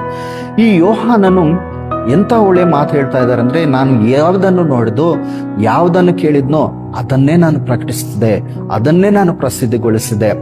ಸೊ ಈ ಒಂದು ಅಪೋಸ್ತಲನಾದ ಯೋಹಾನನ ಸಾಕ್ಷಿ ಎಂತ ಒಂದು ಸಾಕ್ಷಿ ಅಂದ್ರೆ, ಆರಂಭದಿಂದ ಯೇಸು ಸ್ವಾಮಿಯ ಕೊನೆಯ ಗಳಿಗೆವರೆಗೆ, ಆ ಶಿಲುಬೆಯ ಮರಣದವರೆಗೆ ಆತನು ನೋಡಿದ್ದು, ಕಣ್ಣಾರೆ ನೋಡಿದ್ದು, ಆ ಶಿಲುಬೆಯ ಮೇಲೆ ಕೇಳಿದ ಮಾತುಗಳು, ಆತನ ಜೊತೆ ಇದ್ದಾಗ ಇವೆಲ್ಲವೂ ಕೂಡ ಏನಾಯ್ತು ಅಂದ್ರೆ ಸಾಕ್ಷಿಯಾಗಿ ಆತ ಪ್ರಸಿದ್ಧಗೊಳಿಸಿದ ಹಾಗೆ ನಾವು ಕಾಣ್ತೀವಿ. ಇನ್ನೊಂದು ಮೂರನೇ ವಿಷಯವಾಗಿ ನಾವು ಗಮನಿಸೋದಾದ್ರೆ, ನಾನು ನಿಮಗೆ ಹೇಳಿದ ಹಾಗೆ ಮೂರನೇದು, ಈತನು ಕ್ರಿಸ್ತನ ಪರಿಪೂರ್ಣವಾದ ಮಹಿಮೆಯನ್ನು ನೋಡಿದ ಒಬ್ಬ ಶಿಷ್ಯನಾಗಿ ನಾವು ಕಾಣ್ತೀವಿ. ಯಾಕೆ ಈ ಮಾತು ನಾನು ಹೇಳ್ತಾ ಇದ್ದೀನಿ ಅಂದ್ರೆ, ಯೋಹಾನನು ಯೇಸು ಸ್ವಾಮಿಯನ್ನು ಮನುಷ್ಯ ಕುಮಾರನಾಗಿ ನೋಡಿದನು. ತಾನು ಮತ್ತೆ 3.5 ವರ್ಷ ಕಾಲ ಯೇಸು ಸ್ವಾಮಿ ಸೇವೆ ಮಾಡಿದಾಗ ಯೇಸು ಸ್ವಾಮಿ ಜೊತೆನೆ ಇದ್ದು ಅನೇಕವಾದ ಅದ್ಭುತಗಳನ್ನು ನೋಡಿದ್ರು, ಅನೇಕವಾದ ಕಾರ್ಯಗಳು, ಅನೇಕವಾದ ಕೇಳಿ. ಸೊ ಮನುಷ್ಯ ಕುಮಾರನನ್ನು ಅಂದ್ರೆ ಒಬ್ಬ ಪರ್ಸನ್ ಜೊತೆ ಆ ಸಹವಾಸವನ್ನು ನೋಡಿದ ಒಬ್ಬ ಶಿಷ್ಯನಾಗಿ ನಾವು ಕಾಣ್ತೀವಿ. ಎರಡನೇದೇನಂದ್ರೆ, ಮತ್ತೆ ರೂಪಾಂತರಗೊಂಡ ಯೇಸು ಸ್ವಾಮಿಯನ್ನು ನೋಡಿದ ಶಿಷ್ಯನಾಗಿ ನಾವು ಕಾಣ್ತೀವಿ. ಮತ್ತೆ ಏನು ಬರೆದ ಸುವಾರ್ತೆ 17ನೇ ಅಧ್ಯಾಯ 2ನೇ ವಚನದಲ್ಲಿ ನಾವು ಕಾಣ್ತೀವಿ. ಸೊ ಯೇಸು ಸ್ವಾಮಿ ತನ್ನ ಕೆಲವು ಶಿಷ್ಯರು ಅಂದ್ರೆ 3 ಶಿಷ್ಯರನ್ನು ಆ ಒಂದು ಬೆಟ್ಟದ ಮೇಲೆ ಕರ್ಕೊಂಡು ಹೋಗಿ ಅವರ ಮುಂದೆ ಏನಾದ್ರು ಅಂದ್ರೆ ರೂಪಾಂತರಗೊಂಡ ಹಾಗೆ ನಾವು ಕಾಣ್ತೀವಿ. ಸೊ ಆ ರೂಪಾಂತರವನ್ನು, ಯೇಸು ಸ್ವಾಮಿ ರೂಪಾಂತರವನ್ನು ನೋಡಿದ ಒಬ್ಬ ಶಿಷ್ಯನಾಗಿ ಯೋಹಾನನನ್ನಾಗಿ ನಾವು ಕಾಣ್ಬೋದು. ಮೂರನೇದು, ಪುನರುತ್ಥಾನವಾದ ಕ್ರಿಸ್ತನನ್ನು ನೋಡಿದ ಶಿಷ್ಯನಾಗಿ ನಾವು ನೋಡ್ತೀವಿ. ಯೋಹಾನು ಬರೆದ ಸುವಾರ್ತೆ 20ನೇ ಅಧ್ಯಾಯ 26ರಿಂದ 29 ವಚನಗಳಲ್ಲಿ ನಾವು ಗಮನಿಸೋದಾದ್ರೆ, ಮತ್ತೆ ಪುನರುತ್ಥಾನವಾದ ಯೇಸು ಸ್ವಾಮಿಯನ್ನು ನೋಡಿದ ಶಿಷ್ಯರಲ್ಲಿ ಯೋಹಾನನು ಕೂಡ ಒಬ್ಬ ಶಿಷ್ಯನಾಗಿ ನಾವು ಕಾಣ್ತೀವಿ. 4ನೇದು, ಆರೋಹಣವಾದ ಅಂದ್ರೆ ಅಸೆನ್ಷನ್ ಇಲ್ಲ ಏರ್ಸಲ್ಪಟ್ಟ ಯೇಸು ಸ್ವಾಮಿಯನ್ನು ನೋಡಿದ ಶಿಷ್ಯನಾಗಿ ನಾವು ಕಾಣ್ತೀವಿ. ಮತ್ತೆ ಅಪೊಸ್ತಲರ ಕೃತ್ಯಗಳು 1ನೇ ಅಧ್ಯಾಯ 9ನೇ ವಚನದಲ್ಲಿ ನಾವು ಗಮನಿಸಬಹುದು. ಇನ್ನೊಂದು, ಈ ಎಲ್ಲದಕ್ಕಿಂತ ಮಿಗಿಲಾದ ಒಂದು ಸ್ಥಿತಿ ನೋಡಿದ ಶಿಷ್ಯನು ಏನು ಆ ಸ್ಥಿತಿ ಅಂದ್ರೆ ಪರಿಪೂರ್ಣವಾದ ಮಹಿಮೆಯ ಸ್ಥಿತಿಯನ್ನು ನೋಡಿದ ಶಿಷ್ಯನಾಗಿ ನಾವು ಕಾಣ್ತೀವಿ. ಮತ್ತೆ ಪ್ರಕಟಣೆ ಗ್ರಂಥ 1ನೇ ಅಧ್ಯಾಯ 13ರಿಂದ 17 ವಚನಗಳಲ್ಲಿ ನಾವು ಗಮನಿಸೋದಾದ್ರೆ, ಈ ಯೋಹಾನನು ಹೇಳ್ತಾರೆ ಏನಂತ, ಮನುಷ್ಯ ಕುಮಾರನ ಹಾಗೆ ಇರುವನನ್ನು ನಾನು ನೋಡಿದೆ. ನಾನು ನೋಡಿದ ಮೇಲೆ ಹೇಗೆ ಆದೆ ಅಂದ್ರೆ, ಸತ್ತವನು ಬಿದ್ದ ಹಾಗೆ ನಾನು ಆತನ ಪಾದಗಳ ಹತ್ರ ಬಿದ್ಬಿಟ್ಟೆ. ಅಂದ್ರೆ ಅಷ್ಟುವರೆಗೆ ಎಲ್ಲಾ ಸ್ಥಿತಿಗಳಲ್ಲಿ ನೋಡಿದ ಯೋಹಾನನು ಈಗ ಈ ಕರ್ತನಾದ ಯೇಸು ಸ್ವಾಮಿಯ ಪರಿಪೂರ್ಣವಾದ ಮಹಿಮೆಯ ಸ್ಥಿತಿಯನ್ನು ನೋಡಿದ ಈ ಶಿಷ್ಯನಿಗೆ ಎಂಥ ಒಂದು ಅಂದ್ರೆ ಏನಾಗ್ಬಿಟ್ನ ಅಂದ್ರೆ ಸತ್ತವನು ಬಿದ್ದ ಹಾಗೆ ಆತನ ಪಾದಗಳ ಹತ್ರ ಬಿದ್ದ್ಬಿಟ್ನಂತೆ. ಸೊ ಈ ಶಿಷ್ಯನ ಒಂದು ಪ್ರತ್ಯೇಕತೆ ಏನು ಅಂದ್ರೆ ಸಿಲುಬೆಯ ಆ ಮರಣದಲ್ಲಿ ಕೂಡ ನೋಡಿದ ಶಿಷ್ಯನು, ಪರಿಪೂರ್ಣವಾದ ಮಹಿಮೆಯಲ್ಲಿ ನೋಡಿದ ಶಿಷ್ಯನಾಗಿ ಒಬ್ಬ ಶಿಷ್ಯನಾಗಿ ನಾವು ಕಾಣ್ಬೋದು. ಸೊ ನೋಡಿ ಎಂಥ ಉತ್ತಮವಾದ ಒಂದು ಸಹವಾಸ ಯೋಹಾನನಿಗೆ ಇದ್ದ ಹಾಗೆ ನಾವು ಕಾಣ್ತೀವಿ. ನಾಲ್ಕನೇದು ನಾವು ನೋಡುವುದಾದ್ರೆ ಯೇಸು ಪ್ರೀತಿಸಿದ ಶಿಷ್ಯನು. ಸೊ ಇದು ಬಂದು ಯೋಹಾನ ಬರೆದ ಸುವಾರ್ತೆ 13ನೇ ಅಧ್ಯಾಯ 23ನೇ ವಚನದಲ್ಲಿ ನಾವು ಗಮನಿಸೋದಾದ್ರೆ, ಯೇಸು ಸ್ವಾಮಿ ಮತ್ತೆ ಆ ಒಂದು ಮೇಜಿನ ಹತ್ರ ಶಿಷ್ಯರೆಲ್ಲ ಕೂಡ ಕೂಡಿದಾಗ, ಮತ್ತೆ ಈ ಯೇಸು ಸ್ವಾಮಿಗೆ ಈ ಒಂದು ಯೋಹಾನನು ಎಂತ ಕ್ಲೋಸ್ ಅಂದ್ರೆ ಆತನ ಒಂದು ಸಹವಾಸ ಹೇಗಿತ್ತು ಅಂದ್ರೆ ಆತನ ಹೃದಯದ ಮೇಲೆ ಆನಿಕೊಂಡಿರುವ ಅಷ್ಟು ಸಹವಾಸ ಇತ್ತು. ಅಂಡ್ ಈ ಒಂದು ಸ್ಥಿತಿಯು ಎಲ್ಲ ಶಿಷ್ಯರಿಗೆ ಕೂಡ ಗೊತ್ತು. ಏನಂತ, ಯೋಹಾನನು ಯೇಸು ಸ್ವಾಮಿಗೆ ಎಷ್ಟು ಕ್ಲೋಸ್ ಆಗಿದ್ರು ಅಂತ. ಯಾಕೆ ಈ ಮಾತು ಹೇಳ್ತಾ ಇದ್ದೀನಿ ಅಂದ್ರೆ, ಆ ಕೊನೆಯ ಸ್ಥಿತಿಯಲ್ಲಿ ಆ ಮೇಜಿನ ಹತ್ರ ಇರುವಾಗ ಯೇಸು ಸ್ವಾಮಿ ಹೇಳಿದಾಗ ಪೇತ್ರನು ಹೇಳ್ತಾರೆ, ಯಾರಿಗೆ? ಯೋಹಾನನಿಗೆ ಹೇಳ್ತಾರೆ, ನೀನು ಕೇಳು ಯಾರ ಬಗ್ಗೆ ಅದು ಅಂತ. ಅಂದ್ರೆ ಪೇತ್ರನೇ ಮೊದಲನೇ ಶಿಷ್ಯನಾದ್ರೂ ಕೂಡ ಯೇಸು ಸ್ವಾಮಿಗೆ ತುಂಬಾ ಹತ್ತಿರವಾದ ಒಂದು ಸಹವಾಸವನ್ನು ಇದ್ದ ಒಬ್ಬ ಶಿಷ್ಯನು ಯಾರು ಅಂದ್ರೆ ಯೋಹಾನನಾಗಿ ನಾವು ಕಾಣ್ತೀವಿ. ಅಂದ್ರೆ ಯೇಸು ಪ್ರೀತಿಸಿದ ಶಿಷ್ಯನು ಯಾರು? ಯೋಹಾನನು. ಎಂಥ ಒಳ್ಳೆಯ ಒಂದು ಬಿರುದನ್ನು ಪಡ್ಕೊಂಡ್ರು ನೋಡಿ.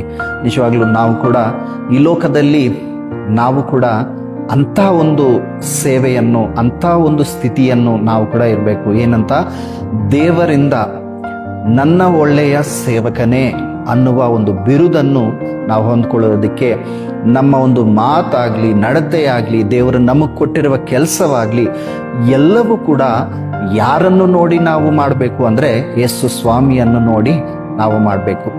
ನಮಗೆ ಒಂದು ಮನಸ್ಸಿನಲ್ಲಿ ಇರಬೇಕಾಗಿರೋದೇನೆಂದ್ರೆ, ಈ ಲೋಕದಲ್ಲಿ ಎಷ್ಟೇ ಜನ ಈಗಿನ ಈ ಸಮಯಕ್ಕೆ ತಕ್ಕಾಗೆ ನಮ್ಮನ್ನು ಒಳ್ಳೆಯವರು ಹೇಳ್ಬೋದು, ನಾಳೆ ದಿನ ಮತ್ತೆ ನಮ್ಮನ್ನೇ ಕೆಟ್ಟವರು ಹೇಳ್ಬೋದು, ಏನೇ ನಡಿಬೋದು. ಆದರೆ ನಮ್ಮನ್ನು ಸದಾ ನೋಡ್ತಾ ಇರುವ ಯೇಸು ಸ್ವಾಮಿ, ನಮ್ಮ ಒಂದು ಸ್ಥಿತಿಯನ್ನು, ಹೃದಯದ ಸ್ಥಿತಿಯನ್ನು ನೋಡುವ ಯೇಸು ಸ್ವಾಮಿಗೆ ನಾವು ಸದಾ ಹೇಗಿರಬೇಕು ಅಂದ್ರೆ ನಿಷ್ಠೆಯಿಂದ, ಸದಾ ಹೇಗಿರ್ಬೇಕಂದ್ರೆ ಅವರಿಗೆ ಇಷ್ಟವಾದ ರೀತಿಯಲ್ಲಿ ನಡ್ಕೊಳ್ಳುವ ಹಾಗೆ ನಾವು ಕಾಣಬೇಕು. ಯಾಕೆ ಅಂದ್ರೆ ದೇವರು ಮತ್ತು ವಾಕ್ಯದಲ್ಲಿ ನಾವು ಸ್ಪಷ್ಟವಾಗಿ ನೋಡ್ತೀವಿ. ಏನಂತ ಇರುತ್ತೆ ಅಂದ್ರೆ, ದೇವರು ಹೃದಯ ಅಂತರಾಳವನ್ನು ನೋಡುವ, ಪರೀಕ್ಷಿಸುವ ದೇವರಾಗಿದ್ದಾರೆ. ಸೊ ಮನುಷ್ಯರ ಮೇಲೆ ರೂಪವನ್ನು ನೋಡುವ ದೇವರು ನಮ್ಮ ದೇವರು ಅಲ್ಲ. ದೇವರು ನಮ್ಮ ಹೃದಯವನ್ನು, ನಮ್ಮ ಆತ್ಮೀಯ ಸ್ಥಿತಿಯನ್ನು ನೋಡುವ ದೇವರಾಗಿದ್ದಾರೆ. ಸೊ ನೋಡುವಾಗ ದೇವರು ನಮಗೆ ಕೂಡ ನಮ್ಮ ಈ ಒಂದು ಜೀವನದಲ್ಲಿ ನಾವು ಕೂಡ ಒಳ್ಳೆಯ ಸಾಕ್ಷಿಯನ್ನು ಪಡ್ಕೋಬೇಕು. ಏನಂತ, ನನ್ನ ಒಳ್ಳೆಯ ಸೇವಕನು, ನನ್ನ ನಂಬಿಕಸ್ಥನಾದ ಸೇವಕನು ಅನ್ನುವ ಒಳ್ಳೆಯ ಸಾಕ್ಷಿಯನ್ನು ನಾವು ಕೂಡ ಪಡ್ಕೋಬೇಕು. ನಿಜವಾಗಲೂ ಯೋಹಾನನ ಬಗ್ಗೆ ಎಷ್ಟು ಇನ್ಸ್ಪಿರೇಷನ್ ಅಂದ್ರೆ, ನಮಗೆ ನಾವು ಕೂಡ ದೇವರಿಗೆ ಇಷ್ಟವಾದ ರೀತಿಯಲ್ಲಿ ನಮ್ಮ ಒಂದು ಜೀವನವನ್ನು ನಡೆಸುವರಾಗಿದ್ದೀವಿ.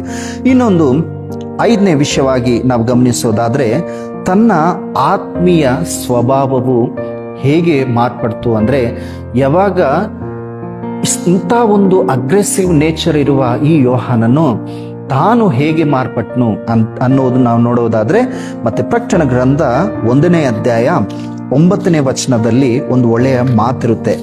ಈ ಒಂದು ಮಾತು ಯೋಹಾನನ್ನೇ ಹೇಳ್ತಾರೆ. ಏನು ಅಂತ ಹೇಳ್ತಾರೆ ನೋಡಿ, ನಿಮ್ಮ ಸಹೋದರನು ಯೇಸುವಿನ ನಿಮಿತ್ತ ಹಿಂಸೆಯಲ್ಲಿಯೂ ರಾಜ್ಯದಲ್ಲಿಯೂ ತಾಳ್ಮೆಯಲ್ಲಿಯೂ ನಿಮ್ಮೊಂದಿಗೆ ಪಾಲುಗಾರನೂ ಆಗಿರುವ ಯೋಹಾನನೆಂಬ ನಾನು ದೇವರ ವಾಕ್ಯಕ್ಕೋಸ್ಕರವು ಯೇಸುವಿನ ವಿಷಯವಾದ ಸಾಕ್ಷಿಗೋಸ್ಕರವು ಪದ್ಮಾಸ ದ್ವೀಪದಲ್ಲಿದ್ದೆನು.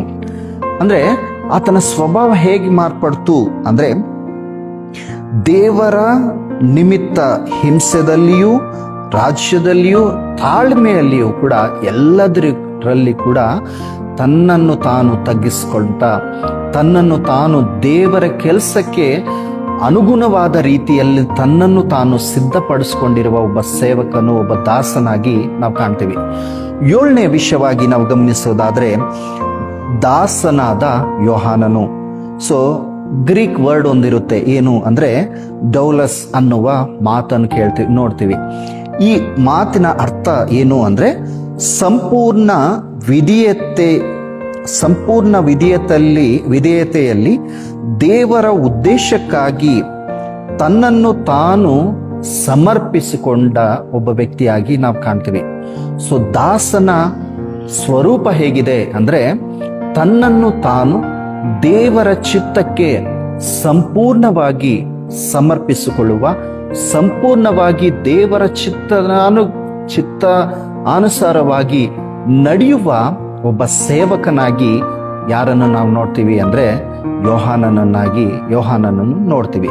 ಸೊ ಈ ಸಂಪೂರ್ಣ ಸಿದ್ಧತೆಯನ್ನು ಹೊಂದಿಕೊಂಡು ದೇವರಿಗೆ ಇಷ್ಟವಾದ ಆ ದಾಸನ ರೂಪವನ್ನು ಹೊಂದಿರುವ ಈ ಯೋಹಾನನ ಸ್ಥಿತಿಯನ್ನು ನೋಡಿ ಯೇಸು ಸ್ವಾಮಿ ದೇವರು ಏನ್ ಮಾಡ್ತಾ ಇದ್ದಾರೆ ಅಂದ್ರೆ, ಈ ಪ್ರಕಟಣೆ ಗ್ರಂಥವನ್ನು ಪ್ರಕಟಿಸುವುದಕ್ಕೆ ಈತನೇ ಉತ್ತಮವಾದ ಒಂದು ಶಿಷ್ಯನಾಗಿ, ಈತನೇ ಈ ದಾಸನಿಗೆ ದೇವರು ಏನ್ ಮಾಡಿದ್ರು ಅಂದ್ರೆ, ಈ ಪ್ರಕಟಣೆ ಗ್ರಂಥವನ್ನು ಬಯಲುಪಡಿಸಿದ ಹಾಗೆ, ಪ್ರಕಟಣೆ ಗ್ರಂಥವನ್ನು ಪ್ರಕಟಿಸಿದ ಹಾಗೆ, ತೋರಿಸಿ ಬರೆಸಿದ ಹಾಗೆ ನಾವು ಕಾಣ್ತೀವಿ.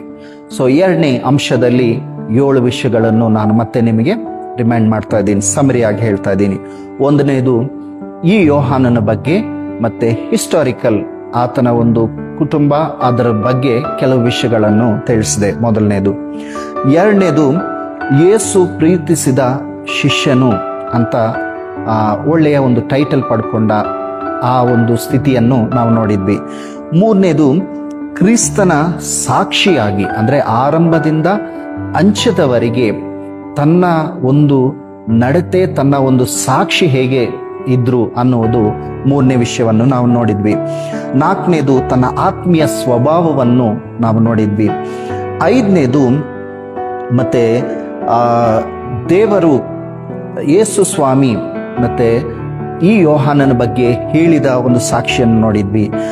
6ನೇದು ಪರಿಪೂರ್ಣ ಮಹಿಮೆಯಿಂದ ಇರುವ ಯೇಸು ಸ್ವಾಮಿಯನ್ನು ನೋಡಿದ ಶಿಷ್ಯ, ಅಂದ್ರೆ ಯೇಸು ಸ್ವಾಮಿಯನ್ನು ಮತ್ತೆ ಒಂದು ರೂಪಾಂತರಗೊಂಡಿದ್ದನ್ನು ನೋಡಿದ್ರು, ಪುನರುತ್ಥಾನವಾದದ್ದನ್ನು ನೋಡಿದ್ರು, ಆರೋಹಣವಾದದ್ದನ್ನು ನೋಡಿದ್ರು, ಆ ಶಿಲುಬೆಯ ಮೇಲೆ ಕೊನೆ ಕ್ಷಣಗಳಲ್ಲಿ ನೋಡಿದ್ರು, ಈಗ ಪರಿಪೂರ್ಣವಾದ ಮಹಿಮೆಯಲ್ಲಿ ನೋಡಿದ ಸ್ಥಿತಿಯನ್ನು ನಾವು ಕಾಣ್ತೀವಿ. 7ನೇದು ದಾಸನಾದ ಯೋಹಾನನು, ಅಂದ್ರೆ ದೇವರ ಕೆಲಸಕ್ಕೋಸ್ಕರ, ದೇವರ ಉದ್ದೇಶಕ್ಕೋಸ್ಕರ ಸಂಪೂರ್ಣವಾಗಿ ತನ್ನನ್ನು ತಾನು ಸಮರ್ಪಿಸಿಕೊಂಡಿರುವ ಯೋಹಾನನನ್ನು ನಾವು ನೋಡಿದ್ವಿ. ಸೊ ತನ್ನನ್ನು ತಾನು ಸಂಪೂರ್ಣವಾಗಿ ಸಮರ್ಪಿಸಿಕೊಂಡಿರುವ ಈ ಯೋಹಾನನಿಗೆ ಯೇಸು ಸ್ವಾಮಿ ತಾನು ಏನ್ ಮಾಡ್ತಾ ಇದ್ದಾನೆ ಅಂದ್ರೆ, ಪ್ರಕಟಣೆಯನ್ನು ಮಾಡಿದ ಹಾಗೆ ಕಾಣ್ತೀವಿ. ಯೇಸು ಸ್ವಾಮಿ ಮತ್ತೆ ನಡಿಬೇಕಾಗಿರುವ ಎಲ್ಲವನ್ನು ಕೂಡ ದೇವರು ತೋರಿಸಿ ಬರೆಸಿರುವ ಗ್ರಂಥವು ಏನಾಗಿದೆ ಅಂದ್ರೆ ಈ ಪ್ರಕಟಣೆ ಗ್ರಂಥವಾಗಿ ನಾವು ಕಾಣ್ತೀವಿ. ಮತ್ತೆ ಸಮಯವು ಮುಗ್ತಾ ಬರ್ತಾ ಇದೆ. ಸೊ ನೆಕ್ಸ್ಟ್ ಸೆಷನ್ ನಲ್ಲಿ 1ನೇ ಅಧ್ಯಾಯ, ಪ್ರಕಟಣೆ ಗ್ರಂಥದಲ್ಲಿ 1ನೇ ಅಧ್ಯಾಯದಿಂದ ಒಂದೊಂದು ಅಂಶಗಳನ್ನು ನಾವು ಧ್ಯಾನ ಮಾಡ್ಕೊಳ್ತಾ ಹೋಗೋಣ. ಸೊ 1ನೇ ಅಧ್ಯಾಯದ 7 ಅಂಶಗಳು ಮತ್ತೆ ನೆಕ್ಸ್ಟ್ ಸೆಷನ್ ನಲ್ಲಿ, ನೆಕ್ಸ್ಟ್ ಇದರಲ್ಲಿ ನಾವು ಕಲೀಲಿಕ್ಕೆ ಪ್ರಯತ್ನ ಮಾಡೋಣ. ಸೊ ಈಗ ನಾನು ಮುಗಿಸ್ತಾ ಇದ್ದೀನಿ. ಸೊ ಈ ದಿನ ನಾವು ಕಲ್ತಿರೋದು 1ನೇದು ಪ್ರಕಟಣೆ ಗ್ರಂಥದ ವಿಶೇಷತೆ, 7 ವಿಷಯಗಳನ್ನು ನಾನು ನಿಮಗೆ ತಿಳಿಸಿದೆ. 2ನೇದು ಈ ಪ್ರಕಟಣೆ ಗ್ರಂಥವನ್ನು ಬರೆದ ಅಪೋಸ್ತಲನಾದ ಯೋಹಾನನ ಬಗ್ಗೆ 7 ಪ್ರತ್ಯೇಕವಾದ ವಿಷಯಗಳನ್ನು ನಾನು ನಿಮಗೆ ತಿಳಿಸಿದೆ. ಮೂರನೇದು ದೇವರ ಚಿತ್ತವಾದರೆ ಮತ್ತೆ ನೆಕ್ಸ್ಟ್ ಸೆಷನ್ನಲ್ಲಿ ಫಸ್ಟ್ ಚಾಪ್ಟರ್, ಈ ಪ್ರಕಟಣೆ ಗ್ರಂಥದ ಮೊದಲನೇ ಅಧ್ಯಾಯದಲ್ಲಿ ಇರುವ 7 ಅಂಶಗಳನ್ನು ನಾವು ಧ್ಯಾನ ಮಾಡೋಣ. ಯಾಕಂದ್ರೆ ಈ ಮೊದಲನೇ ಅಧ್ಯಾಯ ಏನಾಗಿದೆ ಅಂದ್ರೆ ಮುಖದ್ವಾರವಾಗಿದೆ, ಅಂದ್ರೆ ಒಂದು ಇಂಡೆಕ್ಸ್ ಆಗಿ ನಾವು ಕಾಣ್ತೀವಿ. ಈ ಮೊದಲನೇ ಅಧ್ಯಾಯವನ್ನು ನಾವು ಸ್ಪಷ್ಟವಾಗಿ ಅರ್ಥ ಮಾಡಿಕೊಂಡ್ರೆ ಮಿಕ್ಕಿದ್ದ ಅಧ್ಯಾಯಗಳಿಗೆ ನಮಗೆ ತುಂಬಾ ಏನಾಗುತ್ತೆ ಅಂದ್ರೆ ಸಹಾಯವಾಗುತ್ತೆ. ಸೊ ನಾನು ನಿಮಗೆ ಕೋರ್ತಾ ಇರುವುದು 2 ವಿಷಯಗಳು. ಒಂದು ಏನಂದ್ರೆ ಈ ಪ್ರಕಟಣೆ ಗ್ರಂಥ ಮತ್ತೆ ನೆಕ್ಸ್ಟ್ ಸೆಷನ್ ನಾವು ಸ್ಟಾರ್ಟ್ ಮಾಡೋಕ್ ಮುಂಚೆ ಮೊದಲನೇ ಅಧ್ಯಾಯವನ್ನು ದಯವಿಟ್ಟು ಎಲ್ಲರೂ ಕೂಡ ಓದಬೇಕಂತ ನಿಮಗೆಲ್ಲ ಕೂಡ ಕೇಳ್ತಾ ಇದ್ದೀನಿ.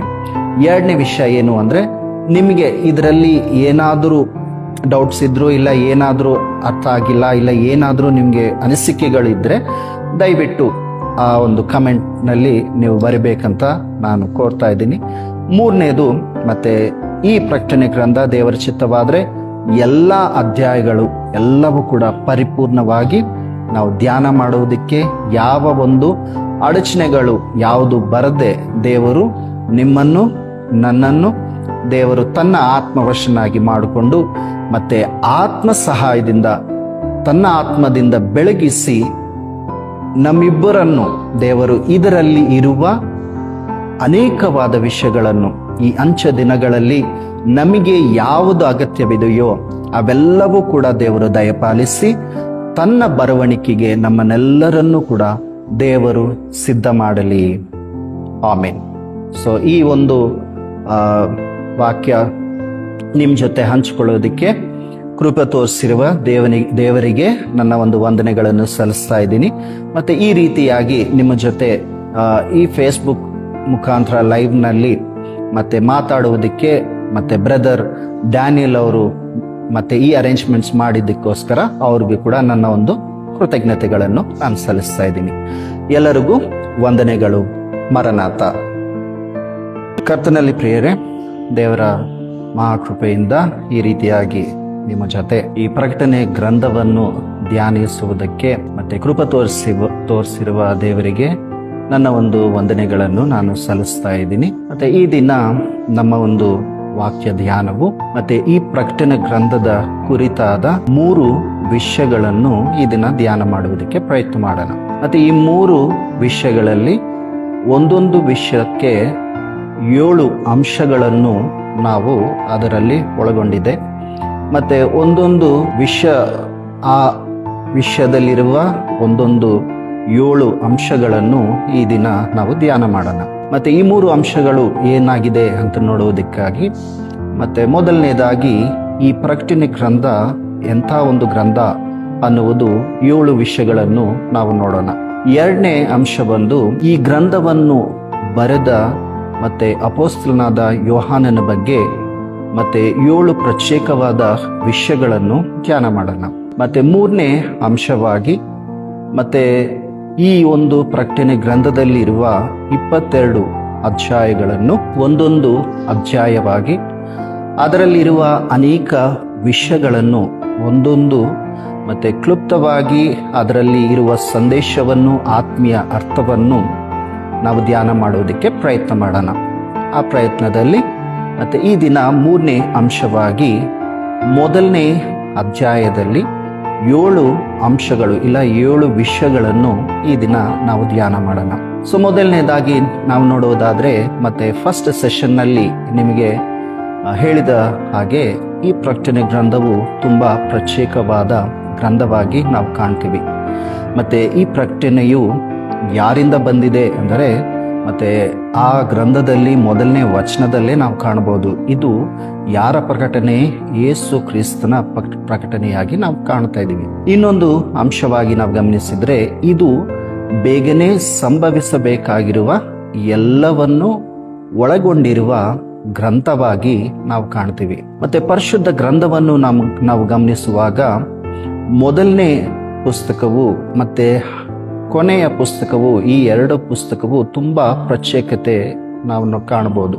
ಮತ್ತೆ ಮೊದಲನೇ ಪುಸ್ತಕವು ಆದಿಕಾಂಡ, ಈ ಆದಿಕಾಂಡವನ್ನು ಬರೆದವರು ಮೋಶೆ ಆಗಿ ನಾವು ಕಾಣ್ತೀವಿ, ಪ್ರವಾದಿಯಾದ ಮೋಶೆ. ಈ ಗ್ರಂಥದ ಒಂದು ವಿಶೇಷತೆ ಏನು ಅಂದ್ರೆ, ಈ ಆದಿಕಾಂಡದಲ್ಲಿ ನಡೆದಿರುವ ಯಾವ ವಿಷಯಗಳನ್ನು ಕೂಡ ಮೋಶೆ ಇದ್ದ ಕಾಲದಲ್ಲಿ ನಡೆದಿಲ್ಲ. ಆದರೆ ದೇವರು ಮೋಶೆಗೆ ನಡೆದಿರುವ ಎಲ್ಲ ವಿಷಯಗಳನ್ನು ತೋರಿಸಿ ಬರೆಸಿರುವ ಗ್ರಂಥವಾಗಿ ನಾವು ಕಾಣ್ತೀವಿ. ಹಾಗೆಯೇ ಈ ಕೊನೆಯ ಪುಸ್ತಕವಾದ ಪ್ರಕಟಣೆ ಗ್ರಂಥದ ಒಂದು ಪ್ರತ್ಯೇಕತೆ ಏನು ಅಂದ್ರೆ, ನಡೆಯಬೇಕಾಗಿರುವ ಮುಂದಿನ ಕಾಲದಲ್ಲಿ ನಡೆಯಬೇಕಾಗಿರುವ ಎಲ್ಲ ವಿಷಯಗಳನ್ನು ಕೂಡ ದೇವರು ಮತ್ತೆ ತನ್ನ ಸೇವಕನಾದ, ತನ್ನ ದಾಸನಾದ ಮತ್ತೆ ಯೋಹಾನನಿಗೆ ತೋರಿಸಿ ಬರೆಸಲ್ಪಟ್ಟ ಗ್ರಂಥವಾಗಿ ನಾವು ಕಾಣ್ತೀವಿ. ಸೊ ಈ ಇಬ್ಬರು ಪ್ರವಾದಿಗಳು ಇಬ್ಬರ ಒಂದು ಪ್ರತ್ಯೇಕತೆ ನಾವು ನೋಡುವಾಗ, ಒಬ್ಬರು ನಡೆದಿದ್ದನ್ನು ನೋಡಿ ಬರೆದರು, ಒಬ್ಬರು ನಡೆಯಬೇಕಾಗಿದ್ದನ್ನೆಲ್ಲ ಕೂಡ ನೋಡಿ ಬರೆದ ಹಾಗೆ ನಾವು ಕಾಣ್ತೀವಿ. ಸೊ ಇಬ್ಬರು ಎಷ್ಟು ಪ್ರತ್ಯೇಕತೆಯಾಗಿ ನಾವು ಕಾಣ್ತೀವಿ ಅಂದ್ರೆ, ಇಬ್ಬರನ್ನು ಕೂಡ ದೇವರು ತನ್ನ ಆತ್ಮವಶನಾಗಿ ಮಾಡಿಕೊಂಡು ಎಲ್ಲವೂ ಕೂಡ ತೋರಿಸಿ ಮತ್ತೆ ತನ್ನ ಪ್ರಜೆಗಳಿಗೆ ಎಲ್ಲವೂ ಕೂಡ ಸ್ಪಷ್ಟವಾಗಿ ನಡಿಬೇಕಾಗಿರುವುದು, ನಡೆದಿದ್ದು ಎಲ್ಲವನ್ನು ಕೂಡ ನಮಗೆ ಮತ್ತೆ ಸ್ಪಷ್ಟವಾಗಿ ಈ ಪರಿಶುದ್ಧ ಗ್ರಂಥದ ಮುಖಾಂತರ ದೇವರು ನಮಗೆ ಕೊಟ್ಟಿದ್ದಾರೆ. ನಾವೆಲ್ಲ ಎಷ್ಟು ಧನ್ಯರಾಗಿ ನಾವು ನೋಡ್ಬೋದು. ಮತ್ತೆ ಈ ಪ್ರಕಟಣೆ ಗ್ರಂಥದ ವಿಷಯವಾಗಿ ನಾವು ಗಮನಿಸೋದಾದ್ರೆ, ಈ ಗ್ರಂಥದಲ್ಲಿ ವಾಕ್ಯದಲ್ಲೇ ಇರುತ್ತೆ ಏನಂತ, ಈ ಗ್ರಂಥವನ್ನು ಓದುವವರು, ಕೇಳುವವರು, ಇದರ ಪ್ರಕಾರ ನಡ್ಕೊಳ್ಳುವವರು ಧನ್ಯರು ಅಂತ ಈ ಗ್ರಂಥವು ನಮಗೆ ತಿಳಿಸುವುದಾಗೆ ನಾವು ಕಾಣ್ತಾ ಇದ್ದೀವಿ. ಸೊ ಈ ಗ್ರಂಥದ ಒಂದು 7 ವಿಷಯಗಳು, ಪ್ರತ್ಯೇಕವಾದ 7 ವಿಷಯಗಳನ್ನು ನಾನು ಹೇಳಿ, ನೆಕ್ಸ್ಟ್ ಈ ಗ್ರಂಥವನ್ನು ಬರೆದ ಮತ್ತೆ ಅಪೊಸ್ತಲನಾದ ಯೋಹಾನನ ಬಗ್ಗೆ 7 ಪ್ರತ್ಯೇಕವಾದ ವಿಷಯಗಳನ್ನು ನಾವು ನೋಡೋಣ. ಸೊ ಮೊದಲನೇದಾಗಿ ಈ ಗ್ರಂಥ 7 ವಿಷಯಗಳಲ್ಲಿ ಮೊದಲನೇದು ನಾವು ನೋಡುವುದಾದರೆ, ಇದು ಪ್ರಕಟಿಸಬೇಕಾದ ಗ್ರಂಥವಾಗಿ ನಾವು ಕಾಣ್ತೀವಿ. ಅಂದ್ರೆ ಅಂತ್ಯ ದಿನಗಳಲ್ಲಿ ನಡೆಯಬೇಕಾಗಿರುವ ಎಲ್ಲವೂ ಕೂಡ ಈ ಪುಸ್ತಕದಲ್ಲಿ ದೇವರು ತನ್ನ ದಾಸನಾದ ಯೋಹಾನನ ಮೂಲಕ ಈ ಪ್ರಪಂಚದಲ್ಲಿರುವ ಎಲ್ಲರಿಗೂ ಕೂಡ ದೇವರು ತೋರಿಸಿ ಬರೆಸಿರುವ ಈ ಗ್ರಂಥವು ಎಲ್ಲರಿಗೂ ಕೂಡ ಪ್ರಕಟಿಸಬೇಕಾದ ಒಂದು ಗ್ರಂಥವಾಗಿ ನಾವು ಕಾಣ್ತೀವಿ. ಇಂಗ್ಲಿಷ್ ನಲ್ಲಿ ರೆವಲ್ಯೂಷನ್ ಅನ್ನುವ ಪದ ನಾವು ನೋಡ್ತೀವಿ. ಅಂದ್ರೆ ಟು ರಿವೀಲ್, ಅಂದ್ರೆ ಟು ಡಿಸ್ಕ್ಲೋಸ್, ಟು ಅನ್ವೇಲ್, ಅಂದ್ರೆ ಇದರಲ್ಲಿ ಇರುವ ವಿಷಯಗಳನ್ನು ಬಹಿರಂಗಪಡಿಸುವ ಇದಾಗಿ ನಾವು ಕಾಣ್ತೀವಿ. ಸೊ ನಾವು ಪ್ರವಾದನೆ ಗ್ರಂಥಗಳಲ್ಲಿ ನಾವು ಗಮನಿಸೋದಾದರೆ, ದೇವರು ಆ ಕಾಲಕ್ಕೆ ತಕ್ಕ ಹಾಗೆ ತನ್ನ ಪ್ರವಾದಿಗಳನ್ನು ತನ್ನ ಪ್ರಜೆಗಳಿಗೆ ಆ ಪ್ರವಾದಿಗಳ ಮೂಲಕ ನಡೆಯಬೇಕಾಗಿರುವ ಅನೇಕ ವಿಷಯಗಳನ್ನು ಪ್ರವಾದನೆಗಳ ಮೂಲಕ ತಿಳಿಸ್ತಾ ಇದ್ರು. ಅದೇ ರೀತಿ ನಾವು ಗಮನಿಸೋದಾದರೆ, ತನ್ನ ಸಭೆ, ತನ್ನ ವಿಶ್ವಾಸಿಗಳಿಗೆ ದೇವರು ನಡಿಬೇಕಾಗಿರುವ ಎಲ್ಲವೂ ಕೂಡ ತೋರಿಸಿ ಬರೆಸಿರುವ ಗ್ರಂಥವಾಗಿ ಈ ಪ್ರಕಟಣೆ ಗ್ರಂಥವನ್ನು ನಾವು ಕಾಣಬಹುದು. ಇನ್ನೊಂದು ಮಾತು ಈ ಗ್ರಂಥಕ್ಕೆ ಹೇಳಬಹುದಾದ್ರೆ, ಇದು ಕಣ್ ತೆರೆಯುವ ಗ್ರಂಥವಾಗಿ ಕಾಣ್ತೀವಿ, ಇಲ್ಲ ಕಣ್ಣೀರು ಒರೆಸುವ ಗ್ರಂಥವಾಗಿ ನಾವು ಕಾಣ್ತೀವಿ.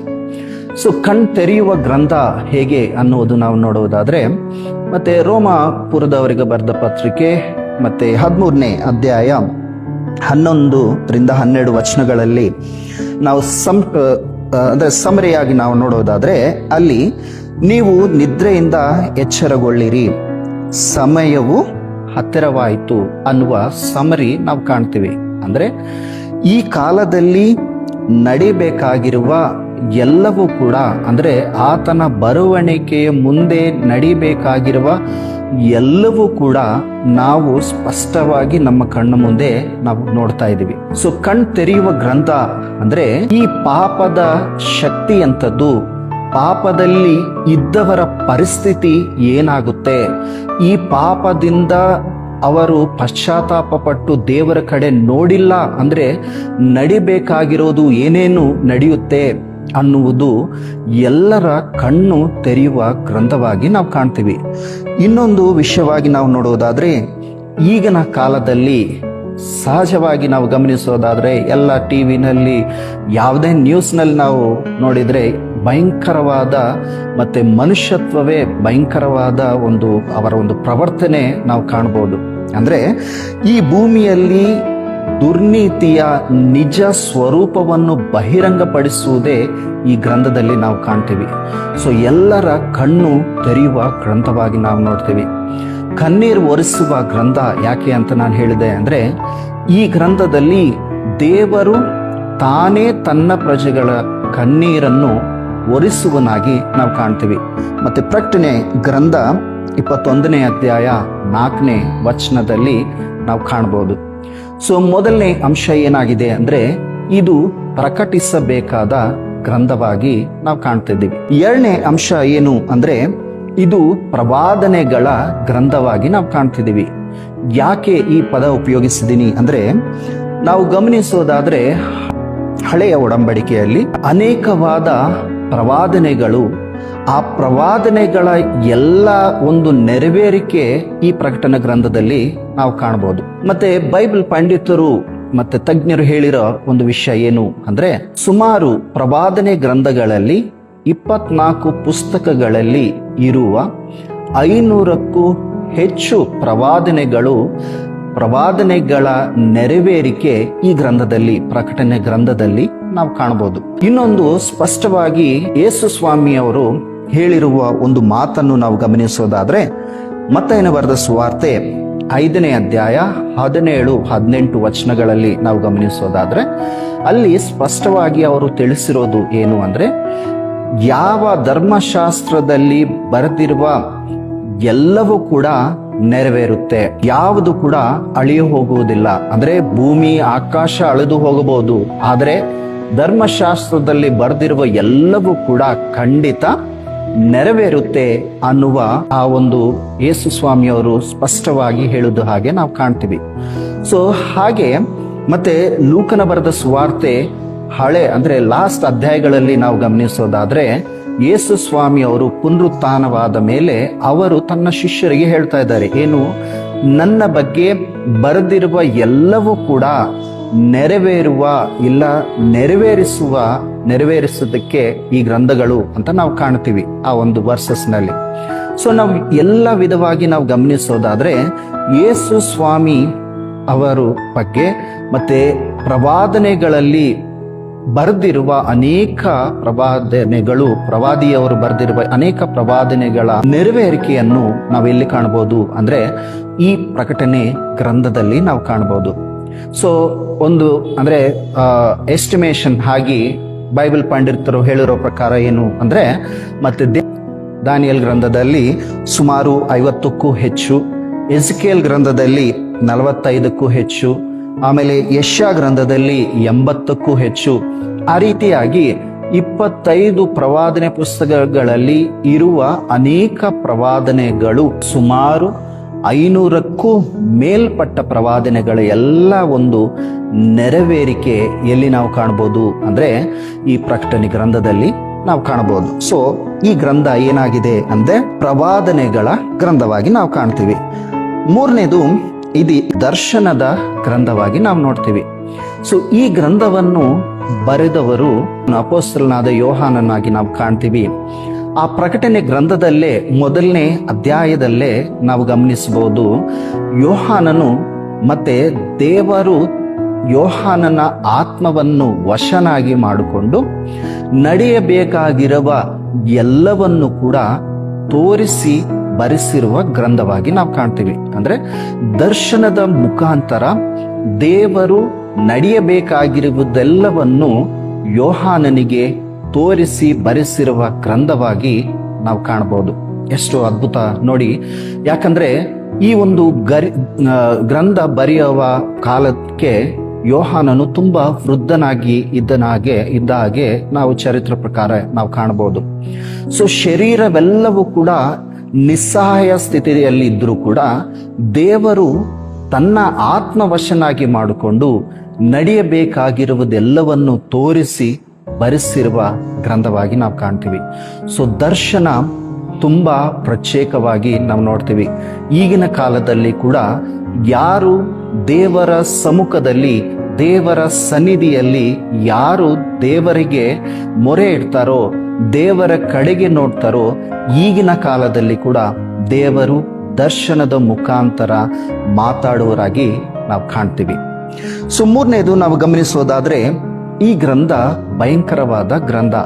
ಯಾಕೆ ಈ ಭಯಂಕರ ಅನ್ನುವ ಪದ ಉಪಯೋಗಿಸ್ತೀನಿ ಅಂದ್ರೆ, ಈ ಗ್ರಂಥದಲ್ಲಿ ನಾವು ಗಮನಿಸೋದಾದ್ರೆ ದೇವರ ಪವಿತ್ರ ತೀರ್ಪುಗಳು ಇಲ್ಲಿ ಈ ಗ್ರಂಥದಲ್ಲಿ ನಾವು ಕಾಣ್ತೀವಿ. ಸೊ ಮುಂದಿನ ಅಧ್ಯಾಯಗಳಲ್ಲಿ ನಾವು ಗಮನಿಸೋದಾದ್ರೆ ಮತ್ತೆ 7 ಮುದ್ರೆಗಳು, 7 ಪಾತ್ರೆಗಳು, 7 ತುತ್ತೂರಿಗಳು, ಮತ್ತೆ ಮುಂಚೆ ಬರಬೇಕಾಗಿರುವ ಆ ಶ್ರಮಗಳೆಲ್ಲವೂ ಕೂಡ ಈ ಗ್ರಂಥದಲ್ಲಿ ನಾವು ಕಾಣಬಹುದು.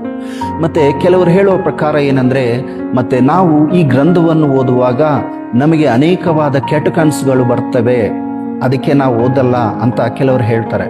ಆದರೆ ನಾವು ಈ ಗ್ರಂಥವನ್ನು ಓದಬೇಕು ಅಂದ್ರೆ ದೇವರ ಸಹಾಯ, ಆತ್ಮ ಸಹಾಯದಿಂದ, ದೇವರೇ ಇದನ್ನು ನೀನು ದರ್ಶನದ ಮುಖಾಂತರ ತೋರಿಸಿ ಬರೆಸಿದೆಯಲ್ವಾ, ನನಗೆ ಇದರಲ್ಲಿ ಇರುವ ವಿಷಯಗಳನ್ನು ಅರ್ಥ ಆಗುವಂತೆ ನಿನ್ನ ಆತ್ಮ ಸಹಾಯವನ್ನು ಮಾಡು ಅಂತ ನಾವು ಯಾವಾಗೆ ಪ್ರಾರ್ಥನೆ ಮಾಡಿಕೊಂಡು ಈ ಗ್ರಂಥವನ್ನು ಓದುತ್ತೀವೋ, ಖಂಡಿತ ಇದರಲ್ಲಿರುವ ವಿಷಯಗಳನ್ನು ದೇವರೇ ನಮಗೆ ಬಯಲ್ಪಡಿಸುವರಾಗಿ ನಾವು ಕಾಣ್ತೀವಿ. ಸೊ ಇನ್ನೊಂದು, ಈ ಗ್ರಂಥದ ವಿಷಯವಾಗಿ ನಾವು ನೋಡುವುದಾದ್ರೆ ದೇವರ ಸರ್ವಾಧಿಕಾರ ಮತ್ತು ನ್ಯಾಯವನ್ನು ಈ ಗ್ರಂಥದಲ್ಲಿ ನಾವು ಕಾಣ್ತೀವಿ. ಸೊ ದೇವರ ಸರ್ವಾಧಿಕಾರ ಅನ್ನೋದಕ್ಕೆ ಎಲ್ಲದರ ಮೇಲೆ ದೇವರಿಗೆ ಸರ್ವ ಅಧಿಕಾರ ಉಂಟು. ಭೂಲೋಕವಾಗಲಿ, ಪರಲೋಕವಾಗಲಿ, ಪಾತಾಳ ಲೋಕವಾಗಲಿ, ಏನೇ ಇರಲಿ, ದೇವರು ಮಾಡಿದ ಸೃಷ್ಟಿ ಎಲ್ಲದರ ಮೇಲೆ ದೇವರ ಸರ್ವಾಧಿಕಾರ. ಆ ಸರ್ವಾಧಿಕಾರ ಮತ್ತೆ ದೇವರ ನ್ಯಾಯವು ಎಷ್ಟು ಉತ್ತಮವಾದ ರೀತಿಯಲ್ಲಿ ಇದೆ ಅನ್ನುವುದು ಈ ಗ್ರಂಥದಲ್ಲಿ ನಾವು ಗಮನಿಸುವವರಾಗಿ ನಾವು ಕಾಣ್ತೀವಿ. ಇನ್ನೊಂದು ವಿಷಯವಾಗಿ ನಾವು ನೋಡುವುದಾದ್ರೆ, ಈ ಗ್ರಂಥದಲ್ಲಿ ಅಂತಿಮ ನ್ಯಾಯ ವಿಧಾನವನ್ನು ಸಾರುವ ಗ್ರಂಥವಾಗಿ ನಾವು ಕಾಣ್ತೀವಿ. ಯಾಕೆ ಅಂದ್ರೆ, ಪ್ರಕಟಣೆ ಗ್ರಂಥ 20ನೇ ಅಧ್ಯಾಯ 12ನೇ ವಚನದಲ್ಲಿ ನಾವು ನೋಡೋದಾದ್ರೆ, ಅಲ್ಲಿ ದೇವರ ಸಿಂಹಾಸನದ ಮುಂದೆ ಎಲ್ಲವೂ ಕೂಡ ಬೇರ್ಪಡುತ್ತೆ.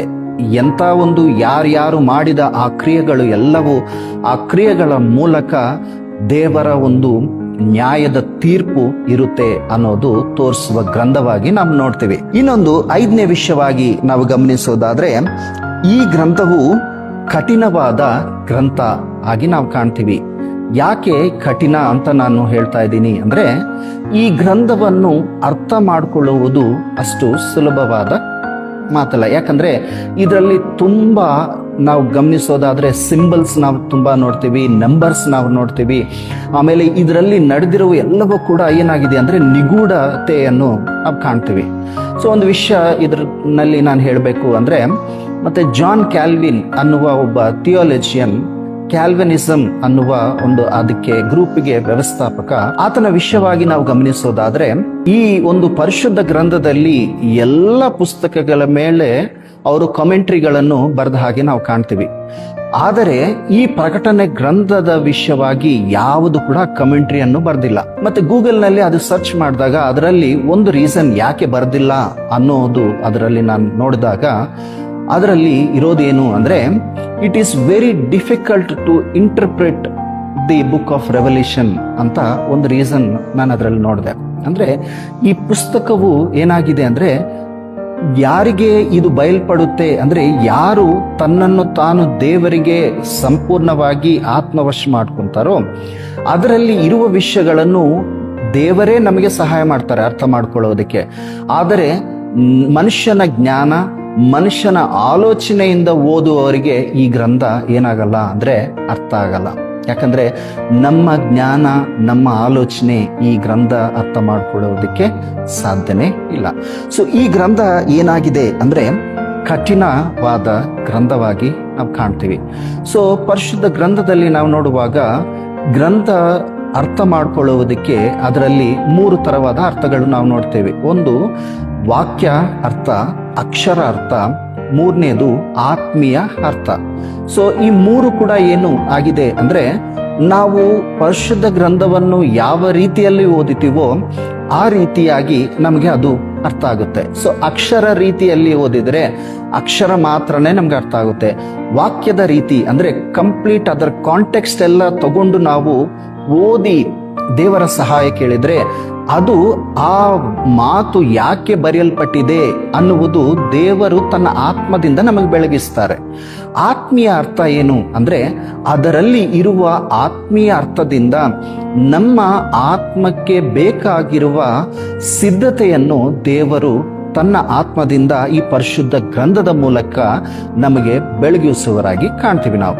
ಸೊ ಯಾವಾಗಲೂ ಕೂಡ ನಾವು ಏನಾಗಬೇಕು ಅಂದ್ರೆ, ದೇವರ ಆತ್ಮದಿಂದ ಬೆಳಗಿಸಲ್ಪಟ್ಟು ಈ ಗ್ರಂಥವನ್ನು ಓದುವಾಗ ಅದರಲ್ಲಿ ಇರುವ ಅನೇಕ ವಿಷಯಗಳು ನಮಗೆ ಅರ್ಥ ಆಗುತ್ತೆ. 6ನೇ ವಿಷಯವಾಗಿ ನಾನು ಹೇಳೋದಾದ್ರೆ, ಈ ಗ್ರಂಥವು ಪರಲೋಕವನ್ನು ಪರಿಚಯಿಸುವ ಗ್ರಂಥವಾಗಿ ನಾವು ಕಾಣ್ತೀವಿ. ಮತ್ತೆ ಈ ಪ್ರಕಟಣೆ ಗ್ರಂಥ 21-22 ವಚನಗಳಲ್ಲಿ ಅಧ್ಯಾಯಗಳಲ್ಲಿ ನಾವು ಗಮನಿಸೋದಾದ್ರೆ, ಇದರಲ್ಲಿ ಹೊಸ ಯೆರೂಸಲೇಮಿನ ಬಗ್ಗೆ ಅನೇಕ ವಿಷಯಗಳು ದೇವರು ತನ್ನ ಸಭೆಗೆ ಬರೆದು ಕೊಟ್ಟ ಹಾಗೆ ನಾವು ಕಾಣ್ತೀವಿ. ಸೊ ಪರಲೋಕ ಹೇಗಿರುತ್ತೆ, ಪರಲೋಕದಲ್ಲಿ ಮಹಿಮೆ ಹೇಗಿರುತ್ತೆ, ಆಮೇಲೆ ಪರಲೋಕಕ್ಕೆ ಸಿದ್ಧರಾದವರ ಒಂದು ಸ್ಥಿತಿ ಎಂತಹ ಒಂದು ಸ್ಥಿತಿಯಾಗಿರುತ್ತೆ, ಅನೇಕ ವಿಷಯಗಳು ಈ ಗ್ರಂಥದಲ್ಲಿ ನಾವು ಕಾಣ್ತೀವಿ. ಅಂದ್ರೆ ಪರಲೋಕ ಹೇಗೆ ಕಟ್ಟಲ್ಪಟ್ಟಿದೆ, ಹೇಗೆ ಮಹಿಮೆಯಿಂದ ಇರುತ್ತೆ, ಅದರಲ್ಲಿ ದೇವರ ಬೆಳಕು, ದೇವರ ಮಹಿಮೆ ಹೇಗಿರುತ್ತೆ, ಆಮೇಲೆ ಎಲ್ಲವೂ ಕೂಡ ಪರಲೋಕದ ಅನೇಕ ವಿಷಯಗಳು ಈ ಗ್ರಂಥದಲ್ಲಿ ನಾವು ಕಾಣ್ತೀವಿ. ಅದಕ್ಕೆ ಪರಲೋಕವನ್ನು ಪರಿಚಯಿಸುವ ಗ್ರಂಥವಾಗಿ ಈ ಪ್ರಕಟಣೆ ಗ್ರಂಥವನ್ನು ನಾವು ಕಾಣ್ತೀವಿ. 7ನೇದು ಲಾಸ್ಟ್ ಏನು ಅಂದ್ರೆ, ಲೋಕಗಳಲ್ಲಿ ನಡೆಯುವುದನ್ನು ತೋರಿಸುವ ಗ್ರಂಥವಾಗಿ ನಾವು ಕಾಣ್ತೀವಿ. ಸೊ ಈ ಪ್ರಕಟಣೆ ಗ್ರಂಥದಲ್ಲೇ ನಾವು ಗಮನಿಸೋದಾದ್ರೆ, ಮತ್ತೆ 4ನೇ ಅಧ್ಯಾಯದಲ್ಲಿ ನಾವು ನೋಡ್ಬೋದು ಏನು, ಭೂಮಿ ಮೇಲೆ, ಪರಲೋಕದಲ್ಲಿ, ಭೂಮಿ ಕೆಳಗೆ ನಡೆಯುವುದೆಲ್ಲವನ್ನು ಕೂಡ ದೇವರು ಯೋಹಾನನಿಗೆ ತೋರಿಸಿ ಬರೆಸಿದ ಹಾಗೆ ನಾವು ಕಾಣ್ತೀವಿ. ಅಂದ್ರೆ ಎಲ್ಲಾ ಲೋಕಗಳಲ್ಲಿ ನಡೆಯುವುದು ಎಲ್ಲವನ್ನು ಕೂಡ ತೋರಿಸಿ ಬರೆಸಿದ ಗ್ರಂಥವಾಗಿ ನಾವು ಕಾಣ್ತೀವಿ.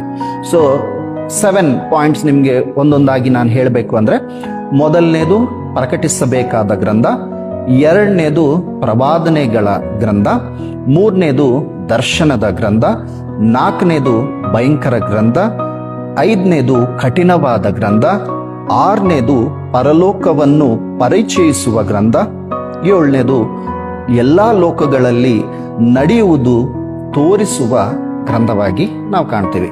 ಸೊ ಈ ಪ್ರಕಟಣೆ ಗ್ರಂಥವು ಕೂಡ ಪ್ರಕಟಣೆ ಗ್ರಂಥ ಇಂಥ ಅದ್ಭುತವಾದ ಗ್ರಂಥವಾಗಿ ನಾವು ಕಾಣ್ತೀವಿ.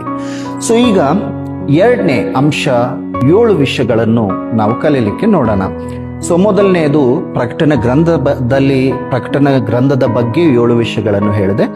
ಈಗ ಆ ಪ್ರಕಟಣೆ ಗ್ರಂಥವನ್ನು ಬರೆದಿರುವ ತನ್ನ ದಾಸನಾದ, ತನ್ನ ಪ್ರಿಯ ಶಿಷ್ಯನಾದ ಯೋಹಾನನ ಬಗ್ಗೆ 7 ವಿಷಯಗಳನ್ನು ಕಲೀಲಿಕ್ಕೆ 7 ವಿಷಯಗಳನ್ನು ನೋಡೋಣ. ಸೊ ಮೊದಲನೇದಾಗಿ ನಾನು ಹೇಳಬೇಕಂದ್ರೆ, 7 ವಿಷಯಗಳಲ್ಲಿ ಮೊದಲನೇದು ಇವರ ಒಂದು ಇಂಟ್ರೊಡಕ್ಷನ್. ಯೋಹಾನನು, ಆತನು ಯಾರು, ಆಮೇಲೆ ತನ್ನ ಒಂದು ಕುಟುಂಬ, ಅದರ ಬಗ್ಗೆ ಮೊದಲನೇದು. 2ನೇದು ಯೇಸು ಪ್ರೀತಿಸಿದ ಶಿಷ್ಯನು ಯೋಹಾನು ಹೇಗೆ ಆ ಒಂದು ಟೈಟಲ್ ಹೊಂದ್ಕೊಂಡ್ರು ಅನ್ನೋದು ನೋಡೋಣ. 3ನೇದು ಕ್ರಿಸ್ತನ ಸಾಕ್ಷಿಯಾಗಿ ಜೀವಿಸಿದ ಯೋಹಾನನು, ಅಂದ್ರೆ ಆರಂಭದಿಂದ ಅಂತ್ಯದವರೆಗೆ ಕರ್ತನನ್ನು ಹಿಂಬಾಲಿಸಿದ ಶಿಷ್ಯನು. ಆ ಶಿಷ್ಯನು ಕ್ರಿಸ್ತನ ಸಾಕ್ಷಿಯಾಗಿ ಹೇಗೆ ನಿಂತನು ಅನ್ನುವುದು 3ನೇ ವಿಷಯವಾಗಿ ನೋಡೋಣ. 4ನೇದು ಆತನ ಆತ್ಮೀಯ ಸ್ವಭಾವ ಹೇಗಿತ್ತು ಅನ್ನೋದು 4ನೇದು ನೋಡೋಣ. 5ನೇ ವಿಷಯವಾಗಿ ಈ ಒಂದು ಯೋಹಾನನ ಬಗ್ಗೆ ಯೇಸು ಸ್ವಾಮಿ ಕೊಟ್ಟಿರುವ ಮತ್ತೆ ಹೇಳಿದ ಒಂದು ಸಾಕ್ಷಿ ಎಂಥದ್ದು ಅನ್ನೋದು ನೋಡೋಣ. 6ನೇದು ಪರಿಪೂರ್ಣ ಮಹಿಮೆಯಿಂದ ಇರುವ ಕರ್ತನನ್ನು ನೋಡಿದ ಯೋಹಾನನು ಹೇಗೆ ಅನ್ನೋದು ನೋಡೋಣ.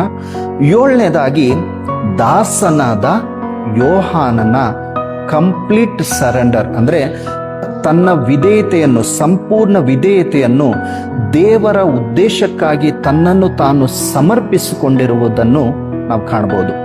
ಸೊ ಈ ಸಂಪೂರ್ಣ ಸಮರ್ಪಣೆ ಹೇಗೆ ಈ ಯೋಹಾನನನ್ನು ಸಿದ್ಧಪಡಿಸಿತ್ತು ಅಂದ್ರೆ, ಈ ಗ್ರಂಥವನ್ನು ದೇವರು ಯೋಹಾನನ ಮೂಲಕ ಬರೆಸುವುದಕ್ಕೆ ಅಗತ್ಯವಾದ ಆ ಸಿದ್ಧತೆಯನ್ನು ನಾವು ಕಾಣಬಹುದು. ಅಂದ್ರೆ ಈ 7 ವಿಷಯಗಳನ್ನು ಧ್ಯಾನ ಮಾಡೋದಕ್ಕೆ ಕೆಲವು ವಿಷಯಗಳನ್ನು ಜಸ್ಟ್ ನಿಮಗೆ ಇಂಟ್ರೊಡಕ್ಷನ್ ಆಗಿ ಹೇಳ್ತಾ ಇದ್ದೀನಿ. ಸೊ ಮೊದಲನೇದು ನಾವು ಗಮನಿಸೋದಾದ್ರೆ ಅಪೋಸ್ತಲನಾದ ಯೋಹಾನ್, ಹೌದಾ? ಸೊ ಜಾನ್ ಎನ್ನುವ ಹೆಸರಿಗೆ ಅರ್ಥ ಏನು ಅಂದ್ರೆ ಗಾಡ್ ಈಸ್ ಗ್ರೇಷಿಯಸ್, ಅಂದ್ರೆ ಯೆಹೋವ ಕೃಪೆಯುಳ್ಳವನು ಅನ್ನುವ ಅರ್ಥವನ್ನು ನಾವು ಕಾಣ್ತೀವಿ. ಅಂದ್ರೆ ಗಾಡ್ ಈಸ್ ಗ್ರೇಷಿಯಸ್, ಯೆಹೋವನು ಕೃಪೆಯುಳ್ಳವನು ಅಂತ ನಾವು ಕಾಣ್ತೀವಿ. ಸೊ ಎರಡನೇದು ಇವರ ಒಂದು ಕುಟುಂಬ ದೇವರಿಗೆ ಸಮರ್ಪಣೆಯಾದ ಒಂದು ಕುಟುಂಬವಾಗಿ ನಾವು ಕಾಣ್ತೀವಿ. ಸೊ ಇವರ ಒಂದು ತಂದೆ, ಇವರ ಹೆಸರು ಬಂದು ಜೆಬೆದಿ ಆಗಿ ನಾವು ಕಾಣ್ತೀವಿ. ಇವರು ಗಲಿಲಿಯ ಸಮುದ್ರದಲ್ಲಿ ಮತ್ತೆ ಮೀನುಗಾರರಾಗಿ ನಾವು ಕಾಣ್ತೀವಿ. ಆಮೇಲೆ ಇವರಿಗೆ ಒಬ್ಬ ಅಣ್ಣನೂ ಇದ್ದಾರೆ. ಅವರ ಅಣ್ಣ ಹೆಸರು ಬಂದು ಮತ್ತೆ ಯಾಕೋಬನಾಗಿ ನಾವು ಕಾಣ್ತೀವಿ. ಆಮೇಲೆ ಇವರ ಒಂದು ತಾಯಿ ಹೆಸರು ಬಂದು ಸಲೋಮಿ ಆಗಿ ನಾವು ಕಾಣ್ತೀವಿ. ಸೊ ಇವರ ಒಂದು ಸಣ್ಣ ಕುಟುಂಬ ಕಂಪ್ಲೀಟ್ ಆಗಿ ದೇವರಿಗೆ ಸಮರ್ಪಣೆಯಾದ ಒಂದು ಕುಟುಂಬವಾಗಿ ನಾವು ಕಾಣ್ತೀವಿ. ಸೊ ಸಲೋಮಿ ಎಂಥ ಉತ್ತಮವಾದ ಒಂದು ತಾಯಿಯಾಗಿ ನಾವು ಕಾಣ್ತೀವಿ ಅಂದ್ರೆ ಯೇಸು ಸ್ವಾಮಿಗೆ ಬಂದು ಕೇಳ್ತಾರೆ ಏನಂತ, ನನ್ನ 2 ಮಕ್ಕಳನ್ನು, ಒಬ್ಬರನ್ನು ಲೆಫ್ಟ್ ಎಡಗಡೆಗೆ, ಒಬ್ಬರನ್ನು ಬಲಗಡೆಗೆ, ಇಬ್ಬರನ್ನು ನಿನ್ನ ಸಮೀಪದಲ್ಲೇ ನೀನು ಅವರನ್ನ ಇಬ್ಬರನ್ನು ಕೂಡ ಆ ತರ ಆಶೀರ್ವದಿಸು ಅಂತ ಕೇಳ್ತಾರೆ. ನೋಡಿ ಎಂಥ ಒಂದು ಉತ್ತಮವಾದ ಒಂದು ಆಶೆ ತಾಯಿಗೆ, ಅಂದ್ರೆ ತನಗಿರುವ 2 ಮಕ್ಕಳನ್ನು ಕೂಡ ಎಲ್ಲಿರಬೇಕು ಅಂದ್ರೆ ದೇವರಿಗೆ ಅತಿ ಸಮೀಪದಲ್ಲಿ ಇರಬೇಕು ಅಂತ ಮತ್ತೆ ಬಯಸಿದ ಒಬ್ಬ ಉತ್ತಮವಾದ ತಾಯಿಯಾಗಿ ನಾವು ಕಾಣ್ತೀವಿ. ನಿಜವಾಗ್ಲೂ ಪ್ರಿಯರೇ, ಮತ್ತೆ ತಾಯಿಯ ಒಂದು ಇನ್ಫ್ಲುಯೆನ್ಸ್ ಪ್ರತಿ ಒಬ್ಬರ ಮೇಲೆ ಅಂದ್ರೆ ಕುಟುಂಬದಲ್ಲಿ ಮಕ್ಕಳ ಮೇಲೆ ತುಂಬಾನೇ ಇರುತ್ತೆ. ಸೊ ತಾಯಿ ತನ್ನ ಮಕ್ಕಳನ್ನು ಹೇಗೆ ದೇವರಲ್ಲಿ ಬೆಳೆಸ್ತಾರೋ, ತಾಯಿ ತನ್ನ ಮಕ್ಕಳನ್ನು ಹೇಗೆ ದೇವರ ಚಿತ್ತ ಪ್ರಕಾರ ಅವರನ್ನು ಬೆಳೆಸ್ತಾರೋ, ಆ ಮಕ್ಕಳು ಏನಾಗ್ತಾರೆ ಅಂದ್ರೆ ನಾಳೆ ದಿನ ದೇವರ ಕೈಯಲ್ಲಿ ಒಂದು ಉತ್ತಮವಾದ ಒಂದು ಸಾಧನೆಯಾಗಿ ದೇವರು ಉಪಯೋಗಿಸುವ ಹಾಗೆ ನಾವು ಕಾಣ್ತೀವಿ. ಅನೇಕ ಸಾಕ್ಷಿಗಳನ್ನು ನಾವು ಕಾಣ್ತೀವಿ. ಸೊ ತಾಯಿಯ ಒಂದು ಪಾತ್ರೆ ಮಕ್ಕಳ ಮೇಲೆ ಆ ಇನ್ಫ್ಲುಯೆನ್ಸ್ ಎಷ್ಟು ಇರುತ್ತೆ ಅನ್ನೋದು ನಾವು ಕಾಣ್ಬೋದು. ಸೊ ಇಲ್ಲಿ ಈ ಯಾಕೋಬನಿಗೆ ಆಮೇಲೆ ಯೋಹಾನನಿಗೆ ಮತ್ತೆ ನಾವು ಗಮನಿಸೋದಾದ್ರೆ ಯೇಸು ಸ್ವಾಮಿಯವರು ಇವರಿಗೆ ಒಂದು ಹೆಸರಿಟ್ಟಿದ್ದಾರೆ. ಏನು ಆ ಹೆಸರು ಅಂದ್ರೆ ಬೋಯನೆರ್ಗಸ್, ಅಂದ್ರೆ ಗುಡುಗಿನ ಮರಿಗಳು ಅಂತ ಯೇಸು ಸ್ವಾಮಿಯೇ ಯಾರಿಗೆ ಇವರಿಬ್ಬರಿಗೆ ಹೆಸರಿಟ್ರು. ಸೊ ಯಾಕೆ ಅಂದ್ರೆ ಅವರು ಅಷ್ಟು ಅಗ್ರೆಸಿವ್ ಆಗಿ ಇದ್ದ ಹಾಗೆ ನಾವು ಕಾಣ್ತೀವಿ. ಸೊ ಅವ್ರ ಸ್ವಭಾವದಿಂದ ಅಷ್ಟು ಅಗ್ರೆಸಿವ್. ಸೊ ಇವರ ಒಂದು ಅಗ್ರೆಸಿವ್ ಅನ್ನು ಒಂದು ಎಕ್ಸಾಂಪಲ್ ಆಗಿ ನಾವು ಕಾಣೋದಾದ್ರೆ ಮತ್ತೆ ಲೂಕನು ಬರೆದ ಸುವಾರ್ತೆ 9ನೇ ಅಧ್ಯಾಯ 54ನೇ ವಚನದಲ್ಲಿ ನಾವು ಗಮನಿಸೋದಾದ್ರೆ ಅಲ್ಲಿ ಸಮರಿಯರು ಯೇಸು ಸ್ವಾಮಿಯನ್ನು ಏನ್ ಮಾಡೋದಿಲ್ಲ, ಸ್ವೀಕರಿಸುವುದಿಲ್ಲ.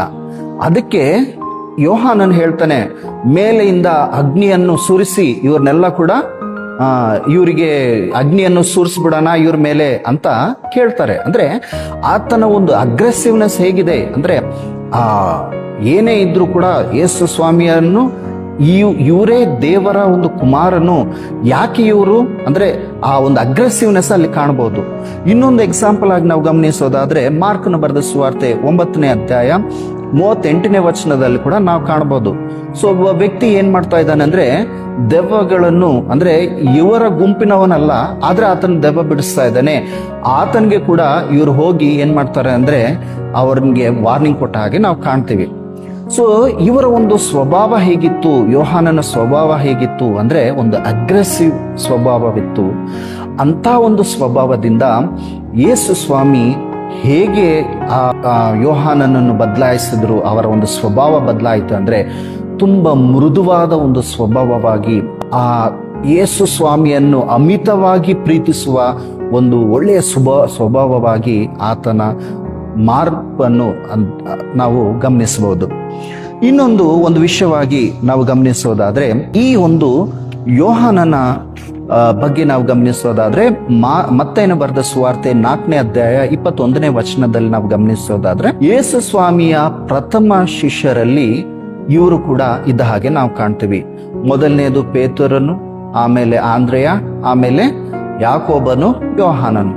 ಸೊ ಇವರಿಗೆ ಯೇಸು ಸ್ವಾಮಿ ಹೇಳ್ತಾ ಇದ್ದಾರೆ ಏನಂತ, ನನ್ನನ್ನು ಹಿಂಬಾಲಿಸಿರಿ ಅನ್ನುವ ಮಾತು ಕೇಳಿ ಅವರು ಮಾಡುವ ಕೆಲಸವನ್ನು ಕೂಡ ಬಿಟ್ಟು ಯೇಸು ಸ್ವಾಮಿಯನ್ನು ಹಿಂಬಾಲಿಸಿದ ಶಿಷ್ಯರಾಗಿ, ಪ್ರಥಮ ಶಿಷ್ಯರಾಗಿ ನಾವು ಅದರಲ್ಲಿ ಕಾಣಬಹುದು. ಈ ಎರಡನೇ ವಿಷಯವಾಗಿ, ಸೊ ಇದು ಜಸ್ಟ್ ಅವರ ಒಂದು ಇಂಟ್ರೊಡಕ್ಷನ್ ಆಗಿ ನೋಡಿದ್ವಿ.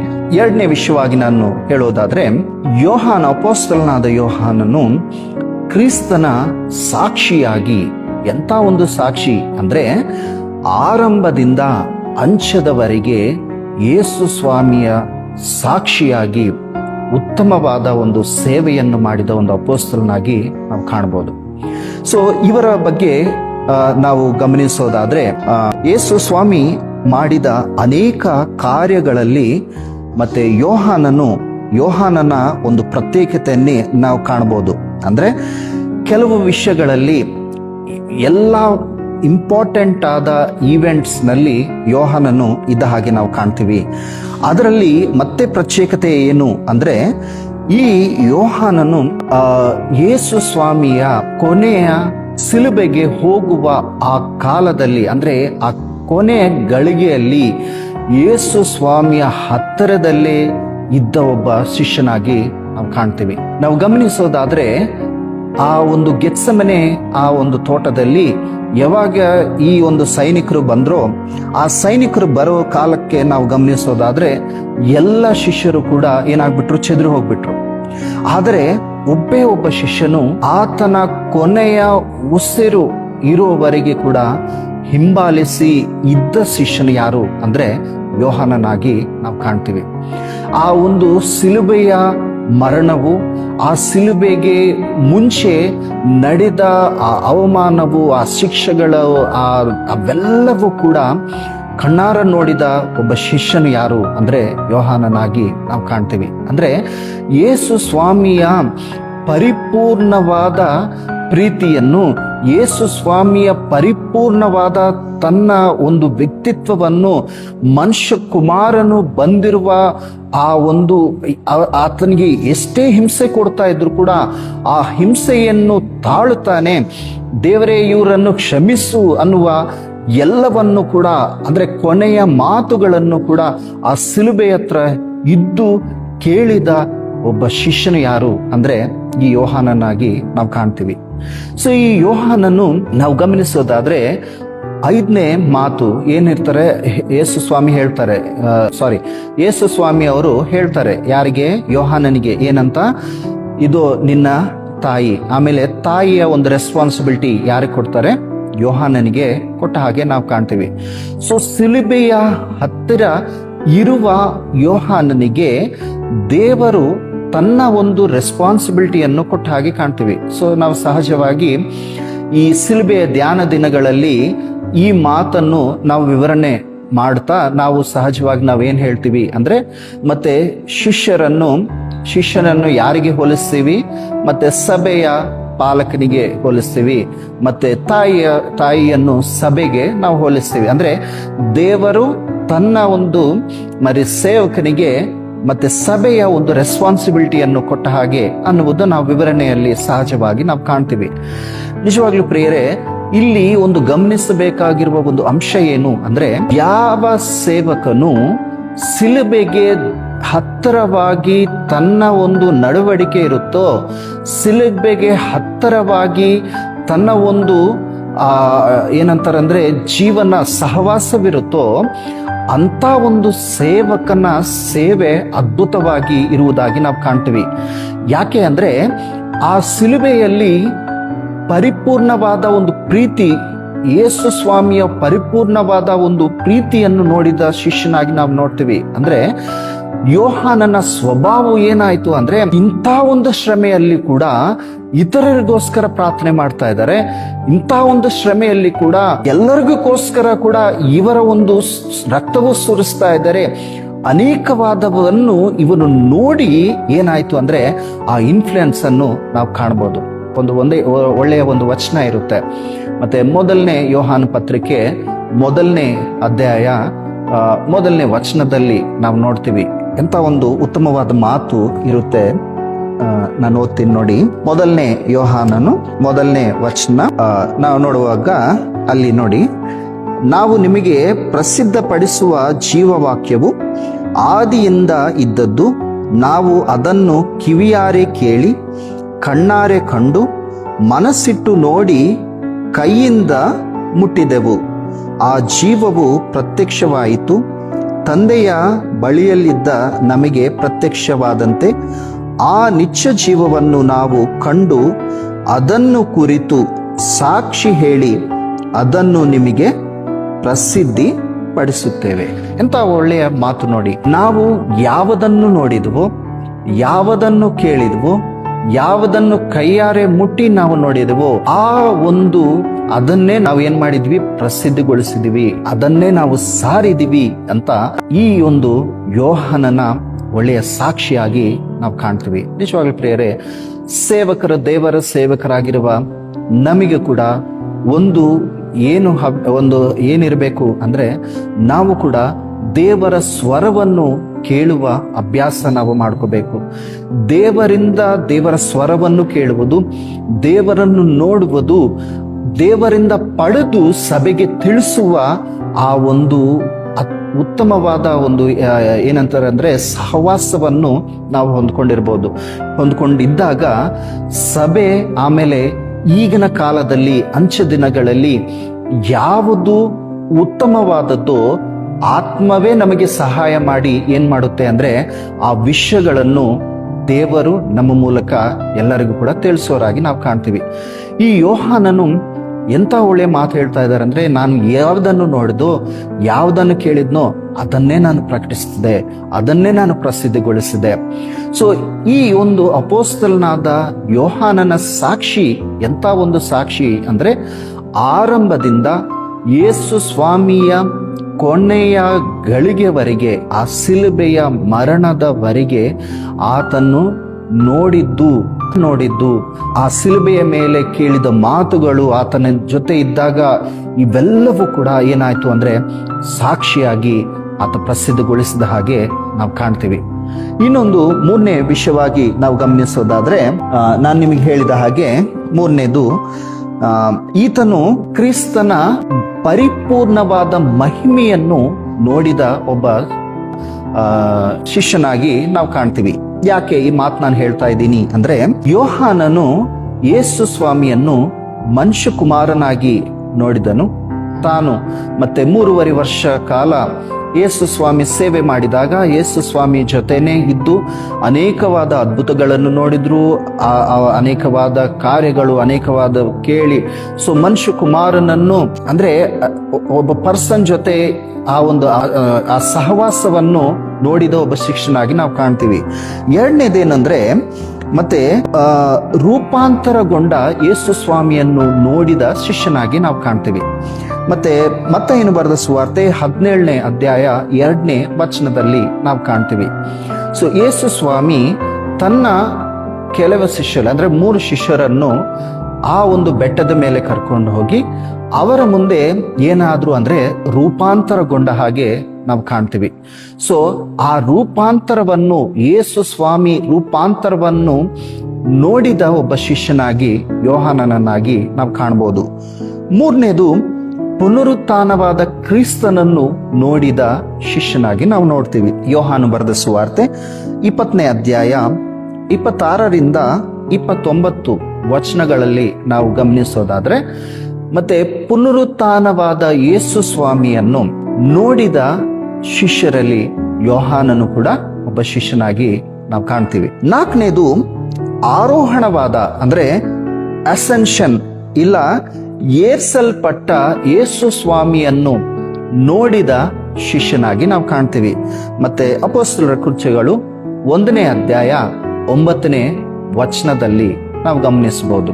ಇನ್ನೊಂದು, ಈ ಎಲ್ಲದಕ್ಕಿಂತ ಮಿಗಿಲಾದ ಇನ್ನೊಂದು ಸ್ಥಿತಿ ನೋಡಿದ ಶಿಷ್ಯನು ಏನು ಆ ಸ್ಥಿತಿ ಅಂದ್ರೆ ಪರಿಪೂರ್ಣವಾದ ಮಹಿಮೆಯ ಸ್ಥಿತಿಯನ್ನು ನೋಡಿದ ಶಿಷ್ಯನಾಗಿ ನಾವು ಕಾಣ್ತೀವಿ. ಮತ್ತೆ ಪ್ರಕಟಣೆ ಗ್ರಂಥ 1ನೇ ಅಧ್ಯಾಯ 13ರಿಂದ 17 ವಚನಗಳಲ್ಲಿ ನಾವು ಗಮನಿಸೋದಾದ್ರೆ ಈ ಯೋಹಾನನು ಹೇಳ್ತಾರೆ ಏನಂತ, ಮನುಷ್ಯ ಕುಮಾರನ ಹಾಗೆ ಇರುವನನ್ನು ನಾನು ನೋಡಿದೆ, ನಾನು ನೋಡಿದ ಮೇಲೆ ಹೇಗೆ ಆದೆ ಅಂದ್ರೆ ಸತ್ತವನು ಬಿದ್ದ ಹಾಗೆ ನಾನು ಆತನ ಪಾದಗಳ ಹತ್ರ ಬಿದ್ಬಿಟ್ಟೆ. ಅಂದ್ರೆ ಅಷ್ಟುವರೆಗೆ ಎಲ್ಲಾ ಸ್ಥಿತಿಗಳಲ್ಲಿ ನೋಡಿದ ಯೋಹಾನನು ಈಗ ಈ ಕರ್ತನಾದ ಯೇಸು ಸ್ವಾಮಿಯ ಪರಿಪೂರ್ಣವಾದ ಮಹಿಮೆಯ ಸ್ಥಿತಿಯನ್ನು ನೋಡಿದ ಈ ಶಿಷ್ಯನಿಗೆ ಎಂತ ಒಂದು ಅಂದ್ರೆ ಏನಾಗ್ಬಿಟ್ನ ಅಂದ್ರೆ ಸತ್ತವನು ಬಿದ್ದ ಹಾಗೆ ಆತನ ಪಾದಗಳ ಹತ್ರ ಬಿದ್ಬಿಟ್ನಂತೆ.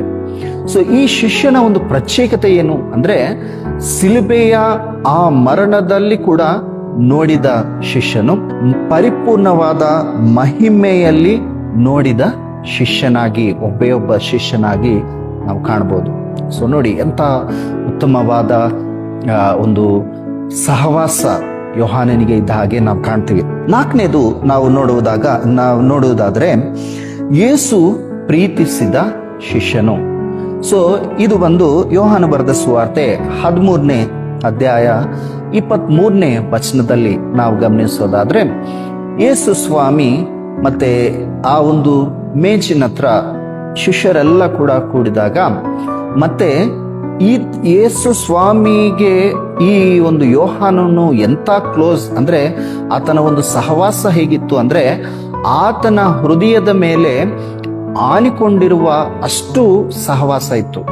ಅಂಡ್ ಈ ಒಂದು ಸ್ಥಿತಿಯು ಎಲ್ಲ ಶಿಷ್ಯರಿಗೆ ಕೂಡ ಗೊತ್ತು. ಏನಂತ, ಯೋಹಾನನು ಯೇಸು ಸ್ವಾಮಿಗೆ ಎಷ್ಟು ಕ್ಲೋಸ್ ಆಗಿದ್ರು ಅಂತ. ಯಾಕೆ ಈ ಮಾತು ಹೇಳ್ತಾ ಇದ್ದೀನಿ ಅಂದ್ರೆ ಆ ಕೊನೆಯ ಸ್ಥಿತಿಯಲ್ಲಿ ಆ ಮೇಜಿನ ಹತ್ರ ಇರುವಾಗ ಯೇಸು ಸ್ವಾಮಿ ಹೇಳಿದಾಗ ಪೇತ್ರನು ಹೇಳ್ತಾರೆ, ಯಾರಿಗೆ?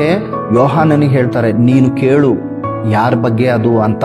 ಅಂದ್ರೆ ಪೇತ್ರನೇ ಮೊದಲನೇ ಶಿಷ್ಯನಾದ್ರೂ ಕೂಡ ಯೇಸು ಸ್ವಾಮಿಗೆ ತುಂಬಾ ಹತ್ತಿರವಾದ ಒಂದು ಸಹವಾಸವನ್ನು ಇದ್ದ ಒಬ್ಬ ಶಿಷ್ಯನು ಯಾರು ಅಂದ್ರೆ ಯೋಹಾನನಾಗಿ ನಾವು ಕಾಣ್ತೀವಿ. ಅಂದ್ರೆ ಯೇಸು ಪ್ರೀತಿಸಿದ ಶಿಷ್ಯನು ಯಾರು? ಯೋಹಾನನು. ಎಂತ ಒಳ್ಳೆಯ ಒಂದು ಬಿರುದನ್ನು ಪಡ್ಕೊಂಡ್ರು ನೋಡಿ. ನಿಜವಾಗ್ಲೂ ನಾವು ಕೂಡ ಈ ಲೋಕದಲ್ಲಿ ನಾವು ಕೂಡ ಅಂತ ಒಂದು ಸೇವೆಯನ್ನು ಅಂತ ಒಂದು ಸ್ಥಿತಿಯನ್ನು ನಾವು ಕೂಡ ಇರಬೇಕು. ಏನಂತ, ದೇವರಿಂದ ನನ್ನ ಒಳ್ಳೆಯ ಸೇವಕನೇ ಅನ್ನುವ ಒಂದು ಬಿರುದನ್ನು ನಾವು ಹೊಂದ್ಕೊಳ್ಳೋದಕ್ಕೆ ನಮ್ಮ ಒಂದು ಮಾತಾಗ್ಲಿ ನಡತೆಯಾಗ್ಲಿ ದೇವರು ನಮಗೆ ಕೊಟ್ಟಿರುವ ಕೆಲಸವಾಗ್ಲಿ ಎಲ್ಲವೂ ಕೂಡ ಯಾರನ್ನು ನೋಡಿ ನಾವು ಮಾಡಬೇಕು ಅಂದ್ರೆ ಯೇಸು ಸ್ವಾಮಿಯನ್ನು ನೋಡಿ ನಾವು ಮಾಡಬೇಕು.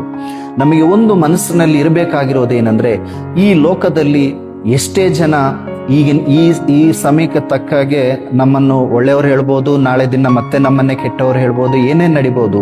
ಆದರೆ ನಮ್ಮನ್ನು ಸದಾ ನೋಡ್ತಾ ಇರುವ ಯೇಸು ಸ್ವಾಮಿ, ನಮ್ಮ ಒಂದು ಸ್ಥಿತಿಯನ್ನು ಹೃದಯದ ಸ್ಥಿತಿಯನ್ನು ನೋಡುವ ಯೇಸು ಸ್ವಾಮಿಗೆ ನಾವು ಸದಾ ಹೇಗಿರಬೇಕು ಅಂದ್ರೆ ನಿಷ್ಠೆಯಿಂದ, ಸದಾ ಹೇಗಿರ್ಬೇಕಂದ್ರೆ ಅವರಿಗೆ ಇಷ್ಟವಾದ ರೀತಿಯಲ್ಲಿ ನಡ್ಕೊಳ್ಳುವ ಹಾಗೆ ನಾವು ಕಾಣಬೇಕು. ಯಾಕೆ ಅಂದ್ರೆ ದೇವರು ಮತ್ತು ವಾಕ್ಯದಲ್ಲಿ ನಾವು ಸ್ಪಷ್ಟವಾಗಿ ನೋಡ್ತೀವಿ ಏನಂತ ಇರುತ್ತೆ ಅಂದ್ರೆ ದೇವರು ಹೃದಯ ಅಂತರಾಳವನ್ನು ಪರೀಕ್ಷಿಸುವ ದೇವರಾಗಿದ್ದಾರೆ. ಸೊ ಮನುಷ್ಯರ ಮೇಲೆ ರೂಪವನ್ನು ನೋಡುವ ದೇವರು ನಮ್ಮ ದೇವರು ಅಲ್ಲ. ದೇವರು ನಮ್ಮ ಹೃದಯವನ್ನು, ನಮ್ಮ ಆತ್ಮೀಯ ಸ್ಥಿತಿಯನ್ನು ನೋಡುವ ದೇವರಾಗಿದ್ದಾರೆ. ಸೊ ನೋಡುವಾಗ ದೇವರು ನಮಗೆ ಕೂಡ ನಮ್ಮ ಈ ಒಂದು ಜೀವನದಲ್ಲಿ ನಾವು ಕೂಡ ಒಳ್ಳೆಯ ಸಾಕ್ಷಿಯನ್ನು ಪಡ್ಕೋಬೇಕು. ಏನಂತ, ನನ್ನ ಒಳ್ಳೆಯ ಸೇವಕನು, ನನ್ನ ನಂಬಿಕಸ್ಥನಾದ ಸೇವಕನು ಅನ್ನುವ ಒಳ್ಳೆಯ ಸಾಕ್ಷಿಯನ್ನು ನಾವು ಕೂಡ ಪಡ್ಕೋಬೇಕು. ನಿಜವಾಗಲೂ ಯೋಹಾನನ ಬಗ್ಗೆ ಎಷ್ಟು ಇನ್ಸ್ಪಿರೇಷನ್ ಅಂದ್ರೆ ನಮಗೆ ನಾವು ಕೂಡ ದೇವರಿಗೆ ಇಷ್ಟವಾದ ರೀತಿಯಲ್ಲಿ ನಮ್ಮ ಒಂದು ಜೀವನವನ್ನು ನಡೆಸುವರಾಗಿದ್ದೀವಿ. ಇನ್ನೊಂದು 5ನೇ ವಿಷಯವಾಗಿ ನಾವು ಗಮನಿಸೋದಾದ್ರೆ ತನ್ನ ಆತ್ಮೀಯ ಸ್ವಭಾವವು ಹೇಗೆ ಮಾರ್ಪಡ್ತು ಅಂದ್ರೆ ಯಾವಾಗ ಇಂಥ ಒಂದು ಅಗ್ರೆಸಿವ್ ನೇಚರ್ ಇರುವ ಈ ಯೋಹಾನನು ತಾನು ಹೇಗೆ ಮಾರ್ಪಟ್ನು ಅನ್ನೋದು ನಾವು ನೋಡೋದಾದ್ರೆ ಮತ್ತೆ ಪ್ರಕಟಣ ಗ್ರಂಥ 1ನೇ ಅಧ್ಯಾಯ 9ನೇ ವಚನದಲ್ಲಿ ಒಂದು ಒಳ್ಳೆಯ ಮಾತಿರುತ್ತೆ. ಈ ಒಂದು ಮಾತು ಯೋಹಾನನ್ನೇ ಹೇಳ್ತಾರೆ. ಏನು ಅಂತ ಹೇಳ್ತಾರೆ ನೋಡಿ, ನಿಮ್ಮ ಸಹೋದರನು ಯೇಸುವಿನ ನಿಮಿತ್ತ ಹಿಂಸೆಯಲ್ಲಿಯೂ ರಾಜ್ಯದಲ್ಲಿಯೂ ತಾಳ್ಮೆಯಲ್ಲಿಯೂ ನಿಮ್ಮೊಂದಿಗೆ ಪಾಲುಗಾರನೂ ಆಗಿರುವ ಯೋಹಾನನೆಂಬ ನಾನು ದೇವರ ವಾಕ್ಯಕ್ಕೋಸ್ಕರವೂ ಯೇಸುವಿನ ವಿಷಯವಾದ ಸಾಕ್ಷಿಗೋಸ್ಕರವೂ ಪದ್ಮಾಸ ದ್ವೀಪದಲ್ಲಿದ್ದೆನು. ಅಂದ್ರೆ ಆತನ ಸ್ವಭಾವ ಹೇಗೆ ಮಾರ್ಪಡ್ತು ಅಂದ್ರೆ, ದೇವರ ನಿಮಿತ್ತ ಹಿಂಸೆದಲ್ಲಿಯೂ ರಾಜ್ಯದಲ್ಲಿಯೂ ತಾಳ್ಮೆಯಲ್ಲಿಯೂ ಕೂಡ ಎಲ್ಲದರಲ್ಲಿ ಕೂಡ ತನ್ನನ್ನು ತಾನು ತಗ್ಗಿಸಿಕೊಳ್ತಾ, ತನ್ನನ್ನು ತಾನು ದೇವರ ಕೆಲಸಕ್ಕೆ ಅನುಗುಣವಾದ ರೀತಿಯಲ್ಲಿ ತನ್ನನ್ನು ತಾನು ಸಿದ್ಧಪಡಿಸಿಕೊಂಡಿರುವ ಒಬ್ಬ ಸೇವಕನು, ಒಬ್ಬ ದಾಸನಾಗಿ ನಾವು ಕಾಣ್ತೀವಿ. 7ನೇ ವಿಷಯವಾಗಿ ನಾವು ಗಮನಿಸೋದಾದ್ರೆ, ದಾಸನಾದ ಯೋಹಾನನು. ಸೊ ಗ್ರೀಕ್ ವರ್ಡ್ ಒಂದಿರುತ್ತೆ, ಏನು ಅಂದ್ರೆ ಡೌಲಸ್ ಅನ್ನುವ ಮಾತನ್ನು ನೋಡ್ತೀವಿ. ಈ ಮಾತಿನ ಅರ್ಥ ಏನು ಅಂದ್ರೆ, ಸಂಪೂರ್ಣ ವಿಧೇಯತೆಯಲ್ಲಿ ದೇವರ ಉದ್ದೇಶಕ್ಕಾಗಿ ತನ್ನನ್ನು ತಾನು ಸಮರ್ಪಿಸಿಕೊಂಡ ಒಬ್ಬ ವ್ಯಕ್ತಿಯಾಗಿ ನಾವು ಕಾಣ್ತೀವಿ. ಸೊ ದಾಸನ ಸ್ವರೂಪ ಹೇಗಿದೆ ಅಂದ್ರೆ, ತನ್ನನ್ನು ತಾನು ದೇವರ ಚಿತ್ತಕ್ಕೆ ಸಂಪೂರ್ಣವಾಗಿ ಸಮರ್ಪಿಸಿಕೊಳ್ಳುವ, ಸಂಪೂರ್ಣವಾಗಿ ದೇವರ ಚಿತ್ತ ನಡೆಯುವ ಒಬ್ಬ ಸೇವಕನಾಗಿ ಯಾರನ್ನು ನಾವು ನೋಡ್ತೀವಿ ಅಂದ್ರೆ ಯೋಹಾನನನ್ನು ನೋಡ್ತೀವಿ. ಸೊ ಈ ಸಂಪೂರ್ಣ ಸಿದ್ಧತೆಯನ್ನು ಹೊಂದಿಕೊಂಡು ದೇವರಿಗೆ ಇಷ್ಟವಾದ ಆ ದಾಸನ ರೂಪವನ್ನು ಹೊಂದಿರುವ ಈ ಯೋಹಾನನ ಸ್ಥಿತಿಯನ್ನು ನೋಡಿ ಯೇಸು ಸ್ವಾಮಿ ದೇವರು ಏನ್ ಮಾಡ್ತಾ ಇದ್ದಾರೆ ಅಂದ್ರೆ, ಈ ಪ್ರಕಟಣೆ ಗ್ರಂಥವನ್ನು ಪ್ರಕಟಿಸುವುದಕ್ಕೆ ಈತನೇ ಉತ್ತಮವಾದ ಒಂದು ಶಿಷ್ಯನಾಗಿ, ಈತನೇ ಈ ದಾಸನಿಗೆ ದೇವರು ಏನ್ ಮಾಡಿದ್ರು ಅಂದ್ರೆ, ಈ ಪ್ರಕಟಣೆ ಗ್ರಂಥವನ್ನು ಬಯಲುಪಡಿಸಿದ ಹಾಗೆ, ಪ್ರಕಟಣೆ ಗ್ರಂಥವನ್ನು ಪ್ರಕಟಿಸಿದ ಹಾಗೆ, ತೋರಿಸಿ ಬರೆಸಿದ ಹಾಗೆ ನಾವು ಕಾಣ್ತೀವಿ. ಸೊ 2ನೇ ಅಂಶದಲ್ಲಿ 7 ವಿಷಯಗಳನ್ನು ನಾನು ಮತ್ತೆ ನಿಮಗೆ ರಿಮೈಂಡ್ ಮಾಡ್ತಾ ಇದ್ದೀನಿ, ಸಮರಿಯಾಗಿ ಹೇಳ್ತಾ ಇದ್ದೀನಿ. 1ನೇದು ಈ ಯೋಹಾನನ ಬಗ್ಗೆ ಮತ್ತೆ ಹಿಸ್ಟಾರಿಕಲ್, ಆತನ ಒಂದು ಕುಟುಂಬ, ಅದರ ಬಗ್ಗೆ ಕೆಲವು ವಿಷಯಗಳನ್ನು ತಿಳಿಸಿದೆ 1ನೇದು. 2ನೇದು ಯೇಸು ಪ್ರೀತಿಸಿದ ಶಿಷ್ಯನು ಅಂತ ಒಳ್ಳೆಯ ಒಂದು ಟೈಟಲ್ ಪಡ್ಕೊಂಡ ಆ ಒಂದು ಸ್ಥಿತಿಯನ್ನು ನಾವು ನೋಡಿದ್ವಿ.